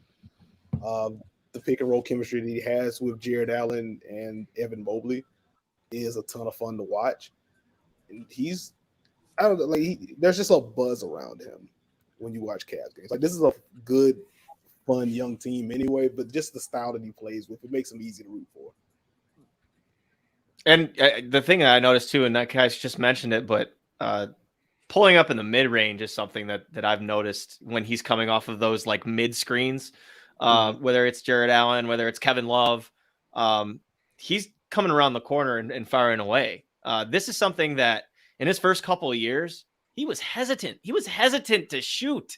He was hesitant. He was turning down so many open threes, getting stuck in the middle. That's why he had all those turnovers. The reason he has turnovers this year, anytime he does, is because his passes are firing off so quickly that guys can't hold on to him. His favorite patented pass right now is the left-hand shovel. When he's either going baseline or he's coming off one of those screens and he's finding one of the rolling bigs. But it's just it's so fun to watch teams like this develop, and watching the individual talent develop. That's why, there's so many people coming for Isaac Okoro's head this year, because, there's always that one negative piece to something that's going really well. And people are also focused on Isaac Okoro. Why is his offense isn't doing well? And, he's found that footing a little bit over the last week or so. And he had a lot of conversations with JB Bickerstaff about helping impact winning, and just kind of being ready, to sacrifice a little bit, because Darius has come to his defense all year long because people don't see what Isaac's defensive prowess is, because he's chasing guys around all game long, and that could take a toll on your legs too, man. But he's got, I think, I know that his handle isn't great, but he's got some nimble footwork when you watch him in the open floor. In transition, that dude comes fast. And I think when he's able to utilize that Euro step move, and you can look at a couple of clips of this, he gets guys kind of off balance. And when he's attacking and going into bodies, I think that, that'll really open things up for him. He's been paying attention to the arc on his shot, the lift that he's getting from his legs. But they've been going down, and I think over the last 3, he's shooting 60% from the field. I think an interesting point too, just Ricky Rubio. I covered him in Phoenix before he got to you, Spencer, and Cleveland. But everywhere he goes, he helps these young teams out so much. He's only shooting 35% from the floor, but he's doing all the winning aspects to make it happen. And if you're a young team, he's a free agent this year, like a Detroit or a Houston or a New Orleans. Like, you should be all over getting Ricky Rubio. He's the guy that helps your team elevate from pretender to like legitimately developing forward to taking that next step. And without Ricky Rubio, the Suns don't have Chris Paul right now. That just goes to show us what he did in the bubble. What he did throughout that season was just so instrumental for the Suns and where they are right now. I also believe that Darius Garland is not where Darius Garland is right now without Ricky Rubio, because Rubio's setting him up a lot. Not only just on the floor, but off the floor. You mentioned it, man. I mean, he's worked in Phoenix. He's worked in Utah. Obviously, hear how Anthony Edwards just raves over the dude. He's just a magical elixir for these up and coming teams. And people are going to look at the box scores. They're going to look at Basketball Reference and say, "Oh, what the hell? This guy's shooting 35% of the field for whatever it is." But you have to take into effect the bond, the helping in the development, and the chemistry that he's created. And I mean, he's made Kevin Love basketball again after all of this that's gone on in Cleveland over the last 3-4 years. I mean, it's true. It's true. And those two are super subs right now. They are working like a well-oiled machine. They are obviously familiar with each other from the Wolves days, but I think that has also kind of just awoken something in Kevin, who's playing, less minutes, fewer minutes, hovering around 20 a game, but being impactful in those shortened minutes and, being a cheerleader on the sidelines and not sulking and whatnot. I think it's been huge for him. It's been huge for him. Yeah, I think I'm glad you brought that up and gave credit to Ricky Rubio, just because I feel like it's kind of a trend in recent years in the NBA to go away from veterans and use that money and those roster spots on a lot of younger players. And I've interviewed a number of players about it, like Jamal Crawford, Mario Chalmers. Guys have been frustrated for several years now that you don't see as many veterans brought in as in past years. And we've seen even some of these teams that have blown it up, like the Sixers when they were tanking, they just didn't surround these guys with veterans until later on when they brought in JJ Redick, Amir Johnson. But there were several years there where they just didn't really have many veterans on the roster. It's not a game of 2K. It's not a game of 2K. The guys, they help so much on the floor, but then also off the floor. They're coaching guys up. They're teaching them how to be pros. They're giving these guys advice. I had Thaddeus Young on my podcast recently, and I think someone like Thaddeus Young can help every single team in the NBA on and off the floor. He's been great for the Spurs young players. I know when he was in Chicago, he was great for Zach LaVine in his development, giving him confidence, teaching him when to take over the game as a scorer versus being a facilitator. Having that guy in the locker room that just helps everyone and kind of helps people develop chemistry. And like you said, gets people happy to go to work and play basketball. I think that's so important. And I think some teams don't understand the value of those players, or they just think it doesn't really matter to them. They get it, but they think it's more valuable to be able to use that spot on a young player, take a flyer on someone. But I think it blows my mind that more teams don't bring in these veterans that can help on and off the floor. And I know some of these guys, there's certain players that, they're not in the league because they just can't help on the floor at all anymore. That's, we've seen that in some cases, but there's absolutely cases where guys can still contribute on the floor and off the floor, but they just don't get opportunity because their age. Get this. Just one more thing on the Cavs. JB Bickerstaff begged Kobe Altman to bring Ed Davis in. Ed Davis has probably played 3-4 games for them this year. The one time he did come in, he had it was actually funny. He had I think he had a double-double. He had 16, 17 boards. I forget what game it was. It was in Cleveland though. But he stepped up in the Brooklyn game, and then he had that because obviously, Kevin Love, Jared Allen, Evan Mobley, they were all out at the time. But the way that he spoke about Ed Davis and how selfless that guy is and how much he can teach, the knowledge, the experience, Ed said himself, he's like, I know why I'm here. I'm not here to take anything away from anybody.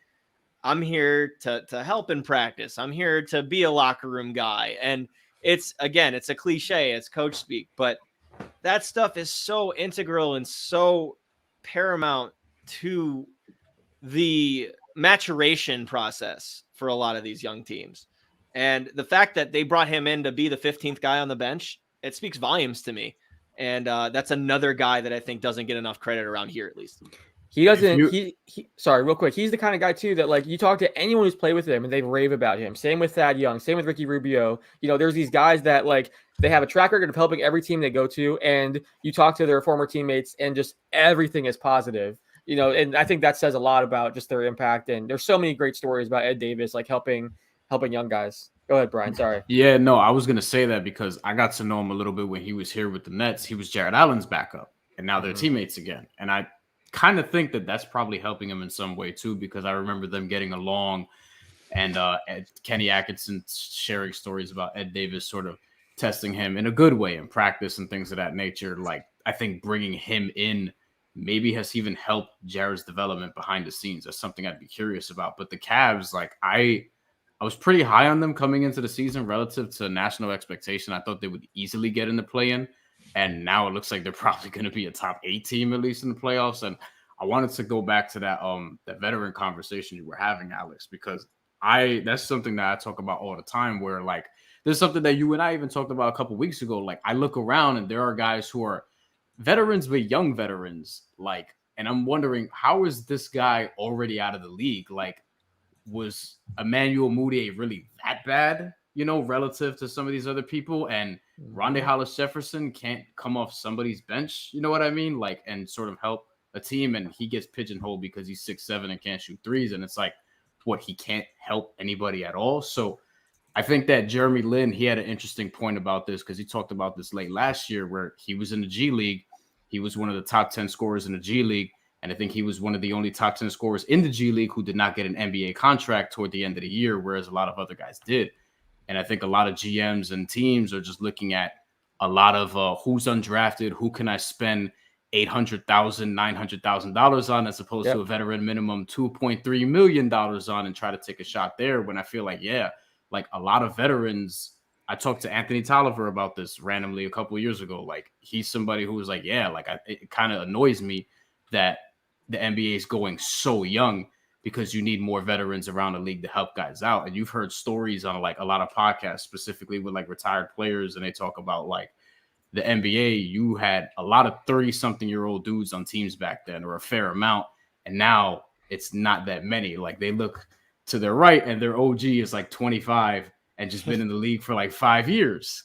And it's like that, it's hard to sort of build, something sustainable out of that. And I think one thing that did work for the Nets a couple of years ago, to bring it back to that, was that the year that they made the playoffs, Ed Davis was there, Jared Dudley, who was a big part of that team, he was there, and they had a couple other guys whose names are escaping me that were on that team. Like, usually when you look at some of these young teams that are progressing a little faster than we expect, like the Cavs, for example, they have a Ricky Rubio, an Ed Davis, a Kevin Love who's bought in, which I remember talking about the Cavs leading up to the season. I would forget to mention Kevin Love sometimes, because I just assumed that he wasn't going to be there and wasn't going to sort of be active. And he's become a legitimate player again. He's not the Kevin Love of old, but they haven't needed that, because they're starting 3 7-footers as it is. So, yeah, I mean, I do hope that we start to see more veterans pop up, and shit, we might have to now, because this COVID stuff is getting out of control. Yeah. Bring it back to that. Well, you're right too, that, like, so many of these young guys are being forced into veteran roles and leadership roles when they're a lot younger. Like, not to go back to the Thad Young thing, but he's the only player in his 30s on that team. They have 11 players who are 25 or younger.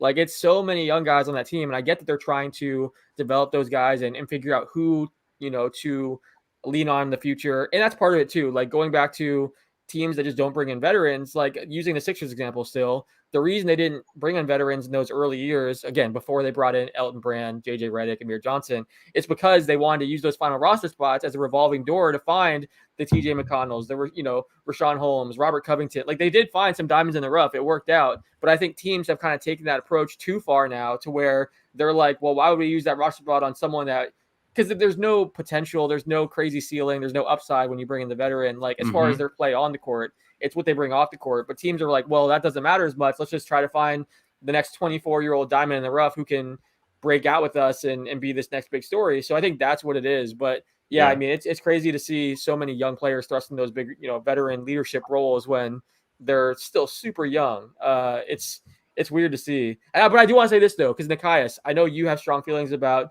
like Udonis Haslem, for example. That's an example where I think that's different in my opinion, because I mean he's 41 years old. There's 0 on-court impact, and like at that point, it's like, okay, well, why isn't he just an assistant coach? But like, there's a difference between the Udonis Haslems of the world and the Thad Youngs, Ed Davis, Ricky Rubios that are making an impact, both on and off the court. I did want to stress that. And with the Sixers, there was also a lot of like Hollis Thompsons and Brandon Davies and things like that didn't necessarily work. Oh, hey, they had to go through all. There's not all diamonds in the rough. They had to go through a bunch of those guys to try to find some. Hey, that's Georgetown legend Hollis Thompson to you. Okay, we're not considering 2K legend Hollis Thompson. Yeah, he would drain threes all day. He was amazing. 2K in 2K killer, man. Come on. Yeah, he was. Him and Tony Roten. Tony Roten was a bucket in 2K15. Yes. See, but they would just go through like those last 3 roster spots. I mean, there's tons of guys that like we don't even remember they were on that team because they were just cycling through so many guys. And like I get what the thought process was. Let's try to find these guys that come in here and play well. And I know I talked to Rashawn Holmes about this last year too, and he was like, when they're constantly bringing in guys like that, and these are dudes that are fighting for their livelihood and fighting for a job, like it kind of kept everyone else on their toes too, because there's always this influx of guys that you could be out the door pretty soon too. So it kind of kept everyone working hard and in desperation mode a bit. But yeah, I think there's a happy medium where you can try to develop those guys and find diamonds in the rough while still bring in veterans that help everyone and make an impact on and off the court. So yeah, that's my rant. Sorry to vent, but I feel strongly about this. Every team needs a Garrett Temple. I love Garrett Temple. Yes, I agree. I totally agree. Thad Young, Garrett Temple, like those are my guys. I think they can help every single team. No doubt. Some more than others, but yeah. Every team needs good/playable veterans. I agree. Yes, that's a great way of putting it. Who know their role and accept it and want to help off the court. Because not every veteran, like there are guys that are it's veterans rare. And you don't want them anywhere near their young guys. There's some veterans that you don't want. But yeah, they have to have the combination of on-court impact and just kind of getting it off the court. I agree. All right, we got a 54-54 game here. Again, I also think you have the other side of it where when we look at who our vets are in the league right now, they all seem to be concentrated on the same teams that came into this having title aspirations. And so I wonder like how much of it is it like not to bring up the Raptors in every chance I could get. I mean, I stayed quiet with the Ed Davis talk. I was trying to throw in a Raptor culture thing in there for Ed Davis, but I stayed quiet. Like the Goran situation where he comes into a team that's clearly in this retooling year and comes in and very fairly, in my opinion, don't let any Raptors fan hear this, but say that he wanted to be on a team with like title aspirations or wanted more for himself than being on a team that is still developing and growing. And so I do think there's a little bit of that as well. So I agree, like if you look at the Raptors roster, Goran is very clearly the oldest player there, and everybody else is 27 or younger, I want to say. Chris Boucher, I think, is 28. But there's also that I just sort of wanted to mention, where a lot of vets kind of that are in the league seem to also want to go on the same few teams. Like the Lakers are 45 years old? No, that's a fair point. Also, I'm glad you said that because I'm going like, in on those Sixers teams and using them as an example. But to your point, it takes veterans wanting to go there. And I know they tried to overpay Jamal Crawford. They tried overpaying Manu Ginobili at one point. Like they were throwing big money, big offers at some of these vets. And the guys were like, no, you're a tanking team. You're not trying to win. But then eventually they found the JJ Reddick, Amir Johnson. Who were like, right. I'll take that role, take your, big payday and just go in and, help the young guys. Like, but you have to find those guys. And yeah, most guys at that point in their career, especially guys that, we're talking about that are still in the league after 10 plus years. They've had the individual accolades. They've made the money. So they're like, no, I want to go win a championship. So yeah, it takes certain veterans who are willing to kind of accept Kevin Love didn't want to babysit a bunch of kids. It just so happened that you pick Evan Mobley, who is this superstar at 20, and things just happen to work out. But yeah. A lot of veterans are, 2020 Kevin Love instead of 2021 Kevin Love. There we go. Yeah, it takes the veterans buying in too. It's not just on the teams. You're right. All right. Any observations from this game? Any other topics you guys want to jump into? We've been all over the place tonight, but it's been fun. Steph Anything threw else? A beautiful pass in transition. Yeah, That's why I just went. Yeah, You know, 59s, by the way, all 59s with about 4 minutes to go in the third quarter. low scoring by this NBA standards. Yeah. Very low, as a matter of fact. How much rest did not- the Knicks have in between? Did they played Sunday, right? So they had a day in between, but Golden Just State's coming. just to hammer in the low scoring. The Raptors Nets game is at about the same mark, and the Raptors have 90 points. And the Nets have 84. So just to sort of highlight the scoring differential in those two games. And the So it's not unfortunately looking- named David Duke has 8 points. How about that? Unfortunately named. His father was named David Duke, so Oh, you man. might think that. Yeah, he's a like, junior. up a little bit. He's a junior. Like, go by Might Dave. change it up. I don't know. That's- He doesn't want to, apparently. Yeah, he actually had a really cool story written about him, about how he's. I don't know if it's like necessarily something that I agree with, but he was like, I want to make sure that I make me remembered for the name instead of him. And it's like, okay, well, I appreciate you taking that mindset, but yeah, that is it is. He better be good enough. They're battling for the Google search, like the SEO battle is going to be interesting. How's Kessler I mean, Edwards look, it's- Amon? I want to. It's a better decision than what Steve Kerr has done. So That's a great point. Yeah, I'm not going to say that one. I'll let you Google that. Oh, God. The Raptors do have a lot of players I like, though. I will say that I enjoy watching them, and I like Delano Benson a lot in college, even though he hasn't he's still like figuring some things out, but he's a very interesting player to me. Shout out to that baseball pass that Chris Boucher tried to throw in transition yesterday. That was wild. I don't know if you guys saw that. It was one of the best lowlights of the season. It was abysmal. Chris Boucher has been fun. You know what? I take back every bad thing I said about him in the first half. I think I used my 10 seconds of Raptors talk to throw some shade Chris Boucher's way. Take it back. Can I give you guys a crazy stat that I just saw on Twitter from James Herbert? Please find do. it. Blake Griffin right now is 5 for 51 from deep against every other team in the league. 5 for 51.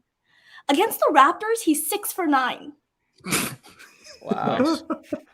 That is a He's great made stat. more threes against the Raptors than he has against every other team combined. On less than 1/5 of the attempts. Yeah. Wow. Yeah. 9 That's attempts. crazy.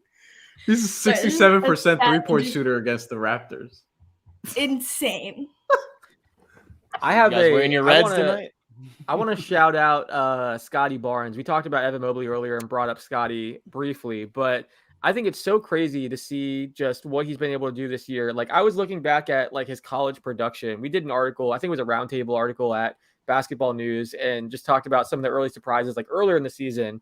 And I pointed out that in college, he started only 7 games at Florida State, averaged 10 points per game, was not putting up crazy numbers. So then to see him come to the NBA and have that immediate impact, it was pretty crazy. So I think people whenever I tweeted that stat out there, people were stunned to realize that he only started 7 games in college and averaged 10 points. So, I thought he'd be someone that has a super high ceiling and is, really effective down the road, but it would take him time. So it's been impressive to see what he's been able to do. He seems very comfortable, and that transition's been much smoother than I expected.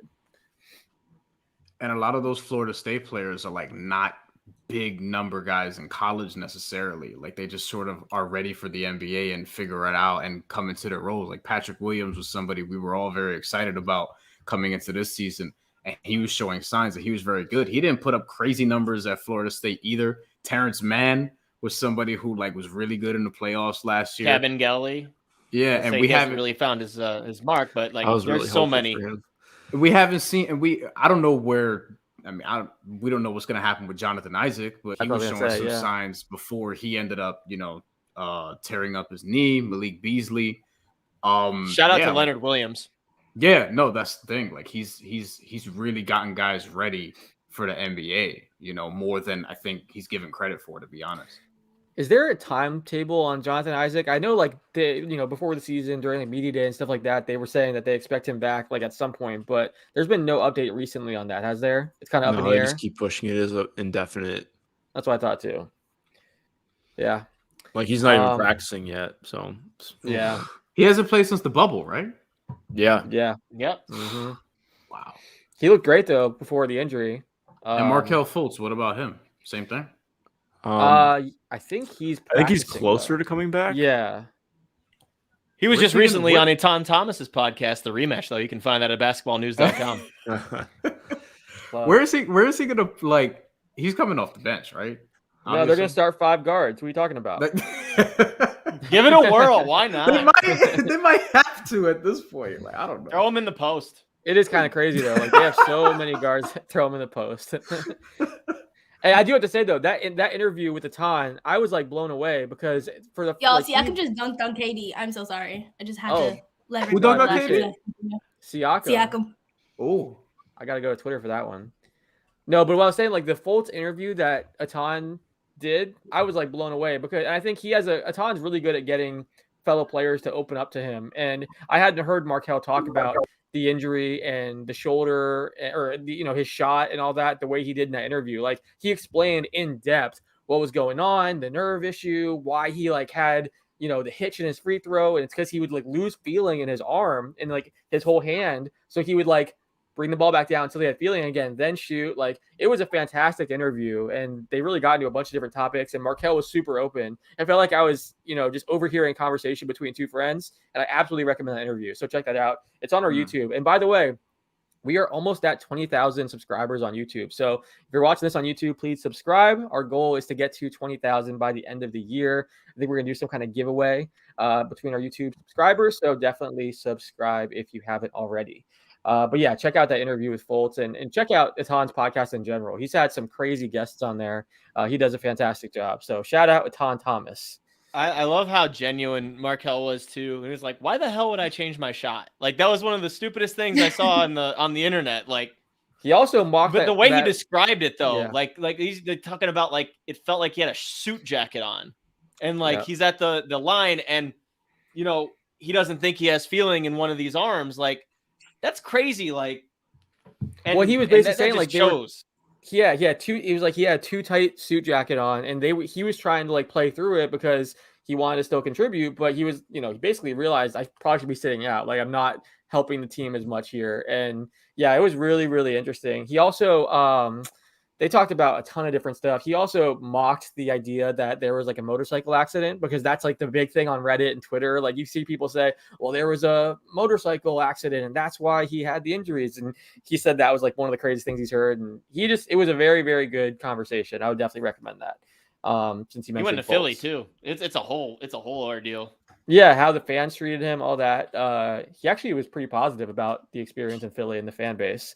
So yeah, definitely check that out. It's very, very interesting. And there's also, I think there's a Q&A on the site too. If you want to read it, you can read that version of the article or the conversation too. So yeah, definitely check that out. I just saw Pascal dunk, by the way. I gotta see it scrolling through Twitter here. Steve Jones Jr. posted it. It was a good one. Oh, you mean Nikias' partner at the dunker spot? Yep. Hey Spencer, what is the dunker spot? The dunker spot is part of the basketballnews.com podcast network. We've got other great ones for you to listen to. All you got to do is go to basketballnews.com, hit that subscribe button, leave a comment, rate, and subscribe. And it's Spencer's free? clearly done this before. That was flawless. I laid it up for you, Spencer. You know what I'm saying? I love it. I'll be like Kenyon. Kenyon Martin also has yeah, I was a pass first point guard back in the day. Oh, so you were dishing and diming? Huh. Oh, look at that. Came on. Okay, come on. I gotta bring this up since you're on. Why does Raptors Twitter hate Pascal so much? It is nuts to me. I don't understand it. It drives me insane. We haven't revisited this topic First of all, Mark, I like that you're pretending that you are not an integral part of Raptors. I guess I am kind of like a by proxy. Yeah. Why do you hate him, Mark? I wish I could tell you. It's the most infuriating thing ever. And I just think that Raptor fans kind of exist in hyperbole mode. And so like after the championship and in the first half of like the 2020 season, like prior to the bubble, it was just a Siakam high that everybody was riding. So the crash just became that much more impactful when he was that tough bubble series, and then losing to the Celtics, I think stings just a little bit extra. So the hate just was a little bit stronger. And it's very, what have you done for me lately? So I think we're going to give Siakam just a couple more months, and you're going to hear that he should be an all-NBA player and an all-star. And if you don't have him on your ballot, you're stupid. So we're going to go through the roller coaster along with them. Yeah, I'm keeping all the slander tabs, so when I do release my all defense and all-star ballots, like I can pull it up, so I'll be fine. There you go. That's a smart. Do you think Scotty Barnes saved all the tweets saying that he shouldn't have been the draft pick and it should have been Jalen Suggs? Does he use that for motivation, or? No, see, he doesn't need that. He's too happy for that. Scotty needs no. He's so happy, dude. And the fan base just turned immediately as well. Yeah, but no, he was a also happy guy, and what? Sorry, he did all the right things to win them over too. Like from day one, he was embracing the fan base. They were like, "Oh my god, we love this kid." Before they even saw him play, and then once he started dominating, it was like, "Oh, okay." It was very clear that it was the right pick. Exactly. No, Coach Thorpe said that the Raptors got the biggest personality of the draft. He was just you guys have in terms of superstar personalities, you guys drafted that guy, and he was so right. It's a guy just using Toronto slang in a video before he ever steps foot in Toronto, and it's just Did he show up wearing a suit? You know what? No, because that hair, you can't mess it up. And so I can't fault him for that. You know what I mean? But no, he came in and just won everybody over immediately. And he's just so much fun to watch. It's infectious just watching his smile when he's on the court as well. So he's been such a treat. It kind of takes the sting away from not drafting Mobley because my goodness, is he fun. I mean, this is a hot take, but before the draft, I was saying Mobley is the best player in this draft and should have went number one. Same. And I could be very wrong about this. I think Cade Cunningham is super safe, and it makes sense why he went number one. They didn't go the risky route. They wanted to go safe, and I think he's going to be a very good player for a very long time. But my whole thing was I think Mobley is going to be the best player in the draft 10 years from now. We're talking about it. I think he has such a high ceiling, and we had this debate at Summer League. We've been talking about this for a while now, so that's my take on it. And rumor has it the Raptors were right there with you. And Coach Thorpe has actually said that he had Mobley as number one and Scotty as number two and Cade is number three, which I think Matt Babcock had it that way too. Sorry? I think Matt Babcock had it that way too. He had Mobley at number one. So I've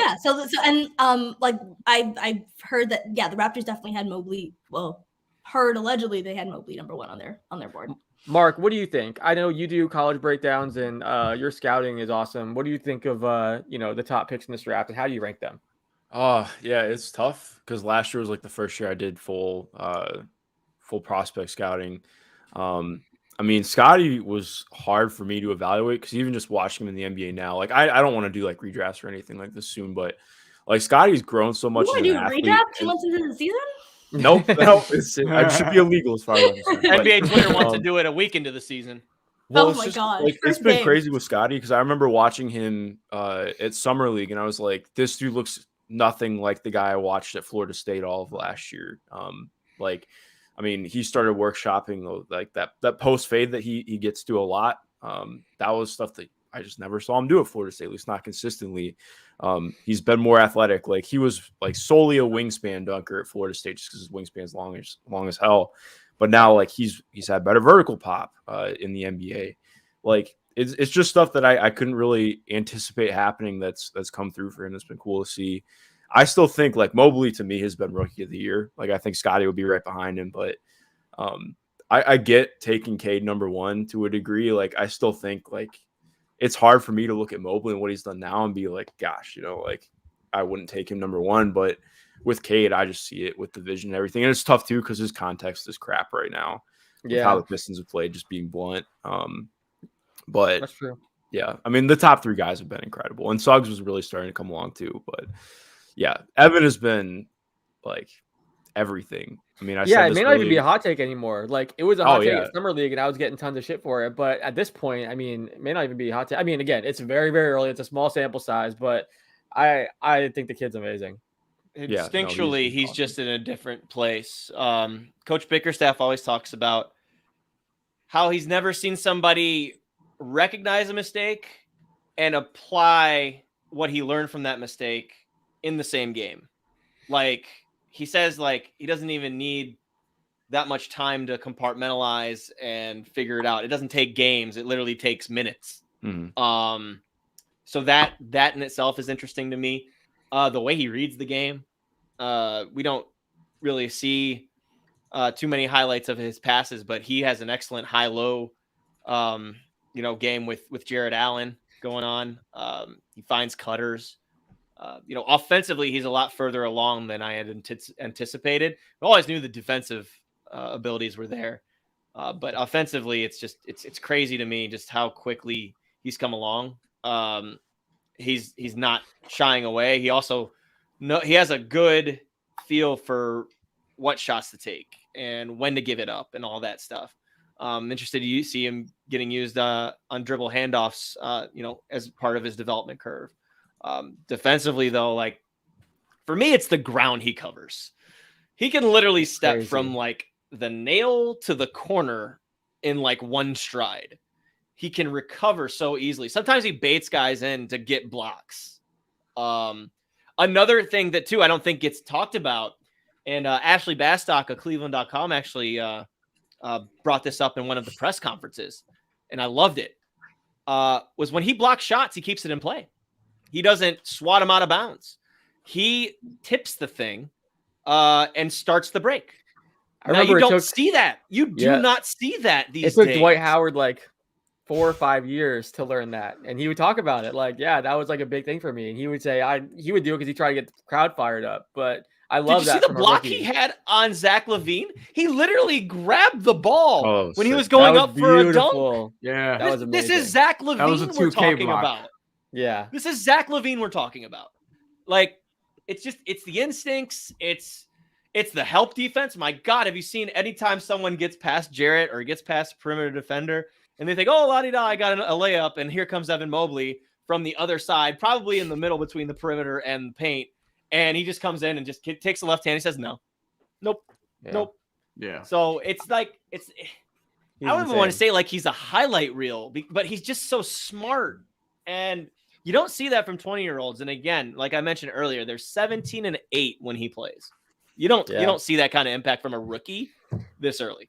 To Mark's Yeah. point, I think Oh, sorry, I was gonna say, No, good. Cade, the situation isn't great for him, so it's hard to judge because he doesn't have the right pieces around him. So I do think that's part of this too. But yeah, I've been so impressed with Mobley and with Scotty too. Like again, I didn't expect him to be this good this quickly. So it's been amazing. But go ahead, Mark.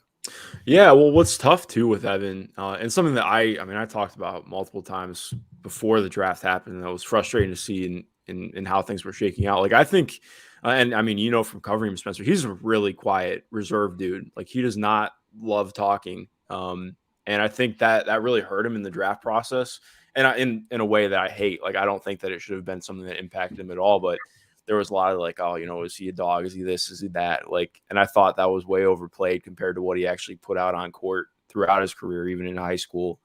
And you just see it on court. Like, you don't have to be somebody who's like super emotional in what you do. Like, obviously you can't knock people who are like, Scotty is the epitome of that. And he's fantastic in the way he does it. Like seeing him clap in somebody's face, pressing them full court last year at Florida State was one of my favorite things. But yeah, it's just guys are different. And you see that with Evan for sure. I love it because he just like looks like he's like, I want to be the best ever. like he literally said that at a press conference, and like it's just so funny. Like he's just so like low key. He's totally California surfer type. Yeah. Yeah. Like he's it's funny because the nickname started here, but it's starting to make its waves across NBA Twitter. It's Slim Duncan.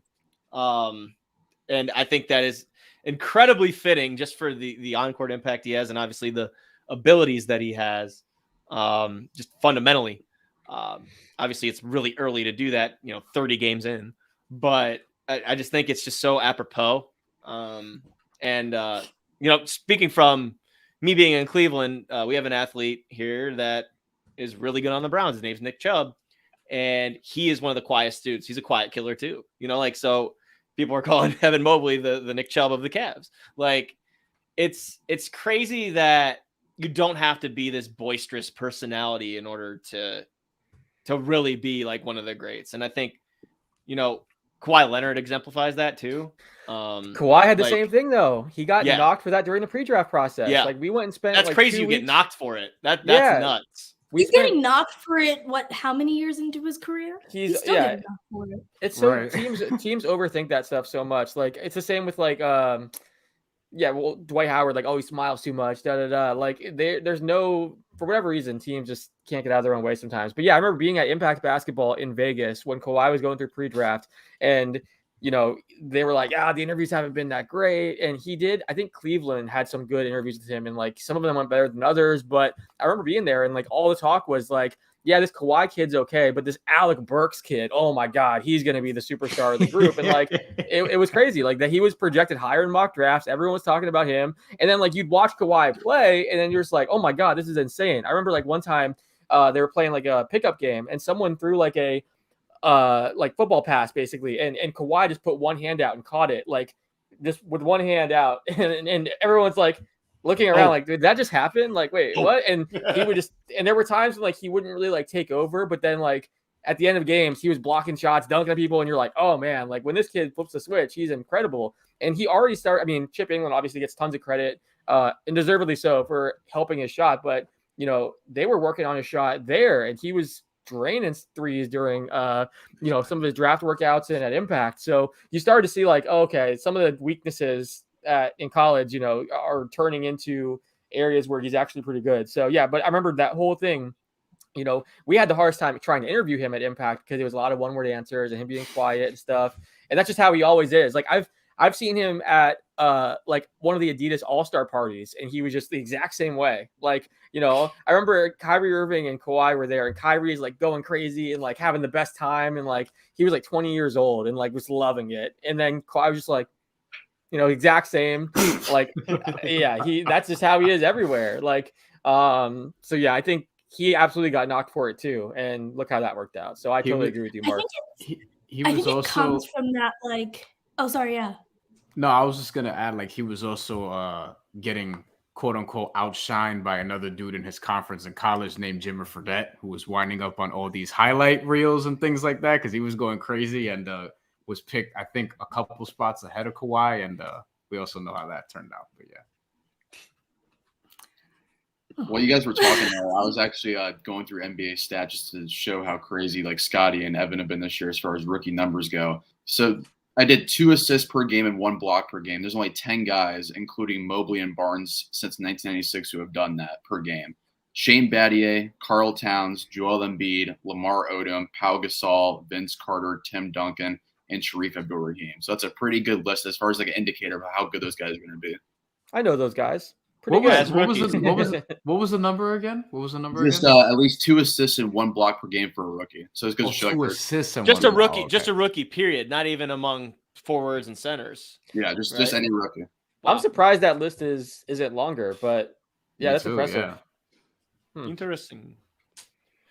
Aman, what's the update on the Raptors? You look like you're having a hard time down there.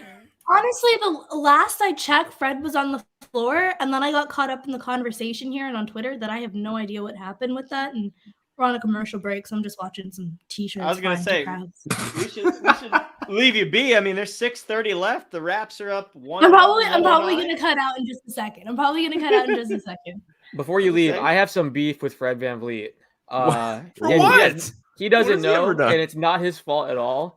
But before the year, I traded him in my fantasy basketball league I traded DeJounte Murray for him, and that has been a horrible decision. Fred hasn't been terrible, but like every time I see one of Murray's stat lines, I'm like, oh, I had him on my team. He was on my roster, and I traded him before the season started. That was stupid. So it's not Fred's fault at all. Playing him enough minutes to boost up your fantasy stats there, but I don't know. My thought was like he's safer. Murray obviously had like the breakout campaign. Everyone was like talking about that possibly coming, but I was like, oh, it's Fred. He's safe, and he has been safe. He's been good, but yeah, it's been rebounds, tough. Assists, steals, DeJounte, and also the baby Spurs. Wait, but also blocks, because Fred VanVleet averages like, or at least last year was like 0.7 blocks per game or something as a 6-foot guard.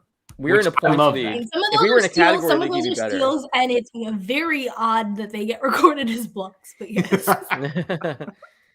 Well, here, hey, quick. I was just gonna say about the whole personality thing, though. I think that's that is kind of a byproduct of us sort of loving this Mamba mentality or the MJ thing, where when someone is a little bit more reserved or quiet, you almost get those Andrew Wiggins or even like Andre Bargnani narratives of like these number 1 overall picks who don't show as much. So they probably play a little cavalier, or they don't want it as much because they're not Kobe or they're not MJ and they're not dying for it on the ground. Or someone like a Dwight Howard who smiles too much. It's like, well, he doesn't actually want to win. Look how much fun he's having out there. And there's just a weird way where we've decided that you have to be one sort of way in order to be a killer in basketball. Like LeBron got it so often. He's dancing. It's like, who cares if he's dancing? He's LeBron James. There's a service now, and I sound like I'm a smoker of like 50 years. I don't know what's going on with my voice right now. There's a like service. Talking, and I'm like, who is this person? I want to find the name of this service. But basically, every year before the draft, they have all of the draft prospects take like a personality quiz, and they have like tons of questions and stuff in there. So it's like not only just like it tells their personality type, but it also puts them in certain situations and sees how they react. And they have a database going back like over a decade of all the draft prospects and different NBA players that have taken it. And the idea is, even if a guy does smile a lot and have, if he's quiet, all that, you actually get a feel for what their personality is. And they say, hey, this guy's a blank personality that compares to Kobe, MJ, or that compares to Paul Millsap. Like they have like a list of guys who have taken the test and had those similar results. I think it's so interesting. Like there's so many resources that NBA teams utilize, and that's one of them that like I never even heard about that. And who knows how effective it is, but that's something that I know a lot of teams are doing to try to figure out what that guy, what kind of personality he has and like how he would fare in certain situations. So teams are trying to crack that, code, but it's interesting. Maybe a tad overthinking there, I would think. Maybe just a little bit. But I also don't know. Like it's possible Jobs do that too, right? Like I think. Well, that's the thing I was gonna say, because I think a lot of just businesses and companies in general just overthink the shit also. Yeah. And you know what I mean? Like first impressions, all the first impressions too. In the industry we're in, I'm critical of how people go about some business in that regard also. But that's another discussion for another 2-hour discussion perhaps for another day. Yeah, I'm trying to find the name of the company. I know Eric Weiss is the founder of it. I think it's called SA Inc. But that's Sports Aptitude. Sports Aptitude. That's what it was. I was blanking, but I know Eric, and that's one thing they do. And I mean, they have tons of NBA players in their database, and some teams swear by it. So pretty interesting. But yeah, I mean, it goes back to like whenever some of these like draft picks are made and stuff, we never have. We have probably 5% of the information that an NBA GM has, because not only are they meeting these guys, interviewing them, they get the medical stuff. They know what medical red flags there are. They have interviewed like, the dude's high school cafeteria worker. Like they have like basically private investigators that go back and look into these guys. Yeah. It's crazy. I think fans only have a very small, they have a few pieces, but the teams have the full puzzle, and there's so much more information that we never even know about. The homework that they do is pretty crazy, especially nowadays. So like if you told me, for example, if like the Heat did it and the Raptors did it, I would be like, okay, so it might work. But if like the Kings did it, I'd be like, okay, yeah, no, we're not. We're not going for that. Like it kind of need some positive. Yeah, it depends. You need some positive testimonials. Yeah, because like whenever the Heat or the Raptors or historically the Spurs, like they draft somebody, I'm like, oh, okay. Like I'm kind of like, even with DeJounte Murray, like I remember hearing that year that if the Nets didn't take Karis Levert, the Spurs would have gotten him. And if you remember, the 2016 draft was not great, especially the first round. But like, and then the Heat, they get Bam, they get Hero, and then the Raptors, like a lot of their draft picks just seem to work out. But then certain teams, like they're just in the lottery every year. So I'm kind of wondering, like, who's doing what in terms of some of the pre-draft stuff here? Like Orlando, like what's going on over there? It'd be pretty interesting if we're all like, why do the Kings keep drafting the same guy? And it just turns out the personality test is just off the roof, off the chain. This guy's going to be MJ. It's just like, well, all of these guys who are under 6'3" are just. We were promised an MJ, and he's not MJ. This makes no sense. No, but I remember. Well, I think my counter to that would be I think the Heat and the Raptors and the Spurs, like some of those teams, they're very good at drafting, but they're also way better than anyone else at developing their players. Like that, the draft pick is only a part of the equation. Like the Raptors do a fantastic job of getting the most out of these guys, utilizing a lot of the some teams do a better job than G League others of roster. using the G League, putting these guys on like custom plans. You know, the Heat, we always hear about the culture and stuff like that, but we know that Got it for three. Sorry. oh, there we go. Yeah, some teams do a better job than others of actually like helping these guys reach their full potential. So I think that's part of it too. Like, who knows if some of these guys that the Heat and Raptors drafted, if they landed in Sacramento and didn't have the same resources or coaching, you know, or structure, maybe they wouldn't have worked out. So I think part of it is after the draft, what ends up happening too. Mm-hmm. Yeah. All right. Any more thoughts, guys? We can wrap this up here pretty soon, but any other topics we want to touch on? I know we've kind of bounced around we a just lot. hit about everything other than the Nets and the Raptors coming down to the end here, and Warriors up 85-77 after the Knicks went on a little run. But so I need Julius Randle to score fewer than 3 points the rest of the game, and I need Steph Curry to score 7 more, and I win $50. So we shall see. Actually, no, I win $100. So that's since Portland's playing later.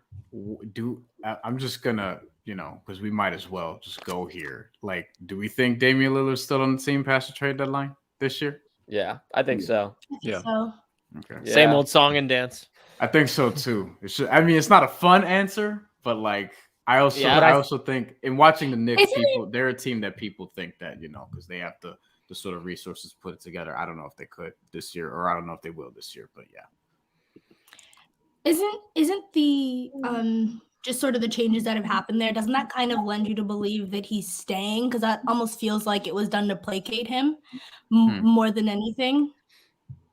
I think also the way that Neil O'Shea just being out of there, that feels more like, okay, Dame, like we've heard you and we'll move forward with what you want with this team more than anything. I think also the way that he committed, like I'd have a hard time believing that he goes out there and says the thing that he's saying and talks about like, oh, you know, when he saw Giannis win it all, he started crying and I want to win it here. And it wouldn't mean anything if I won it somewhere else, or it wouldn't mean as much. Like with how, I mean, I know some guys say, you know, one thing and sometimes do another, but just with how adamant he's been, I think if he's, you know, demanding a trade 2 months later, it would look pretty bad. So I don't know. I do think that he's loyal to a fault sometimes. Like the same thing happened like before he was even in the NBA. Like I remember hearing a story that like in high school, he was getting recruited by our top high schools and, you know, basically decided to stay because, you know, he was loyal to that coach. So that's kind of what he does. That's who he is. So I think if you're going to see big changes around him, like I think they're going to blow it up and make tons of moves to try to keep him happy and put better pieces around him. I think that's one thing that would not surprise me, but I don't think he's going to move. Yeah.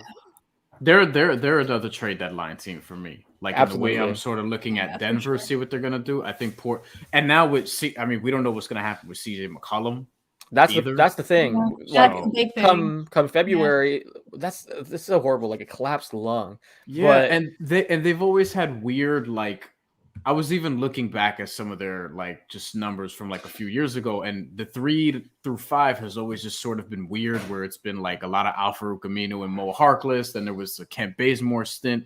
Then there was Trevor Ariza, and Nurkic has been, you know, obviously the 5 for all of that. But it's like I don't know how they're gonna reshuffle this, but they're just gonna do it again, and I don't know if it's gonna work, but they're gonna do it. That's what it looks like. Did you guys see the Jason Quick article that came out where basically he was talking about CJ it seemed like he was saying goodbye to like the fans, and it was right before he had the injury. It seemed like basically he had accepted that he was leaving Portland, and that's basically like the picture that it painted. And some of the comments in there, it did seem like he was like, well, I had a good run, you know, and I feel bad for CJ because in the article, he kind of talked about how like frustrated he was dealing with trade rumors. He's had a crazy year. Yeah, I think his wife's pregnant as well. So like there's a whole lot that's going on in his life. And he kind of talks about like, I'm human. Of course it's going to affect me. So It was very, very interesting read. But he seemed pretty aware that his days in Portland could be numbered. But then the injury happened. So who knows how that affects things. But yeah, like we talked about earlier, Sabonis and where he could land. Like I think that's a very interesting destination potentially. Especially like you look at the Blazers interim GM has history with Chad Buchanan, Kevin Pritchard. They were in Portland previously. They all worked together. Sabonis went to Gonzaga. There's ties there. Like it makes a lot of sense, but his dad played there too. I was going to say, there you go. Exactly. There's so many ties that like you connect the dots and it's like, this makes too much sense. So we'll see. But yeah, that situation is very interesting. Those are the two teams I think everyone's kind of watching, aside from the Ben Simmons situation. Those are two teams that I think everyone's kind of keeping an eye on as deadline gets closer. I would say that too. All right. Anyone else have any thoughts before we wrap this up? Appreciate everyone hanging out with us. You guys for joining us here, and everyone that's watching. Anyone else have any thoughts? No, it just looks Gotta like keep sitting grades. Free Bobo. Oh, there we go. There What we a go. note to end on. Just give him, just play him. He's on the last year of his contract, so just play him. We can wrap on this. I do want to apologize to Julius Randle. He now has 21 points, so he hit the over. So apologies for doubting you, Julius. That's my mistake. I should have went the over. Evan was right. Always go the over. Always hit the over. Always hit the over. Rarely under.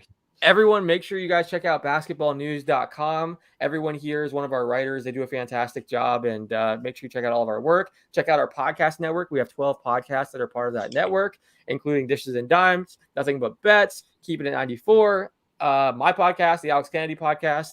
So check those out for sure. And make sure you guys subscribe on YouTube. As I mentioned, we are almost at 20,000 subscribers, so we're trying to pass that by the end of the year. And definitely check that out. Thanks for hanging out with us. Take care.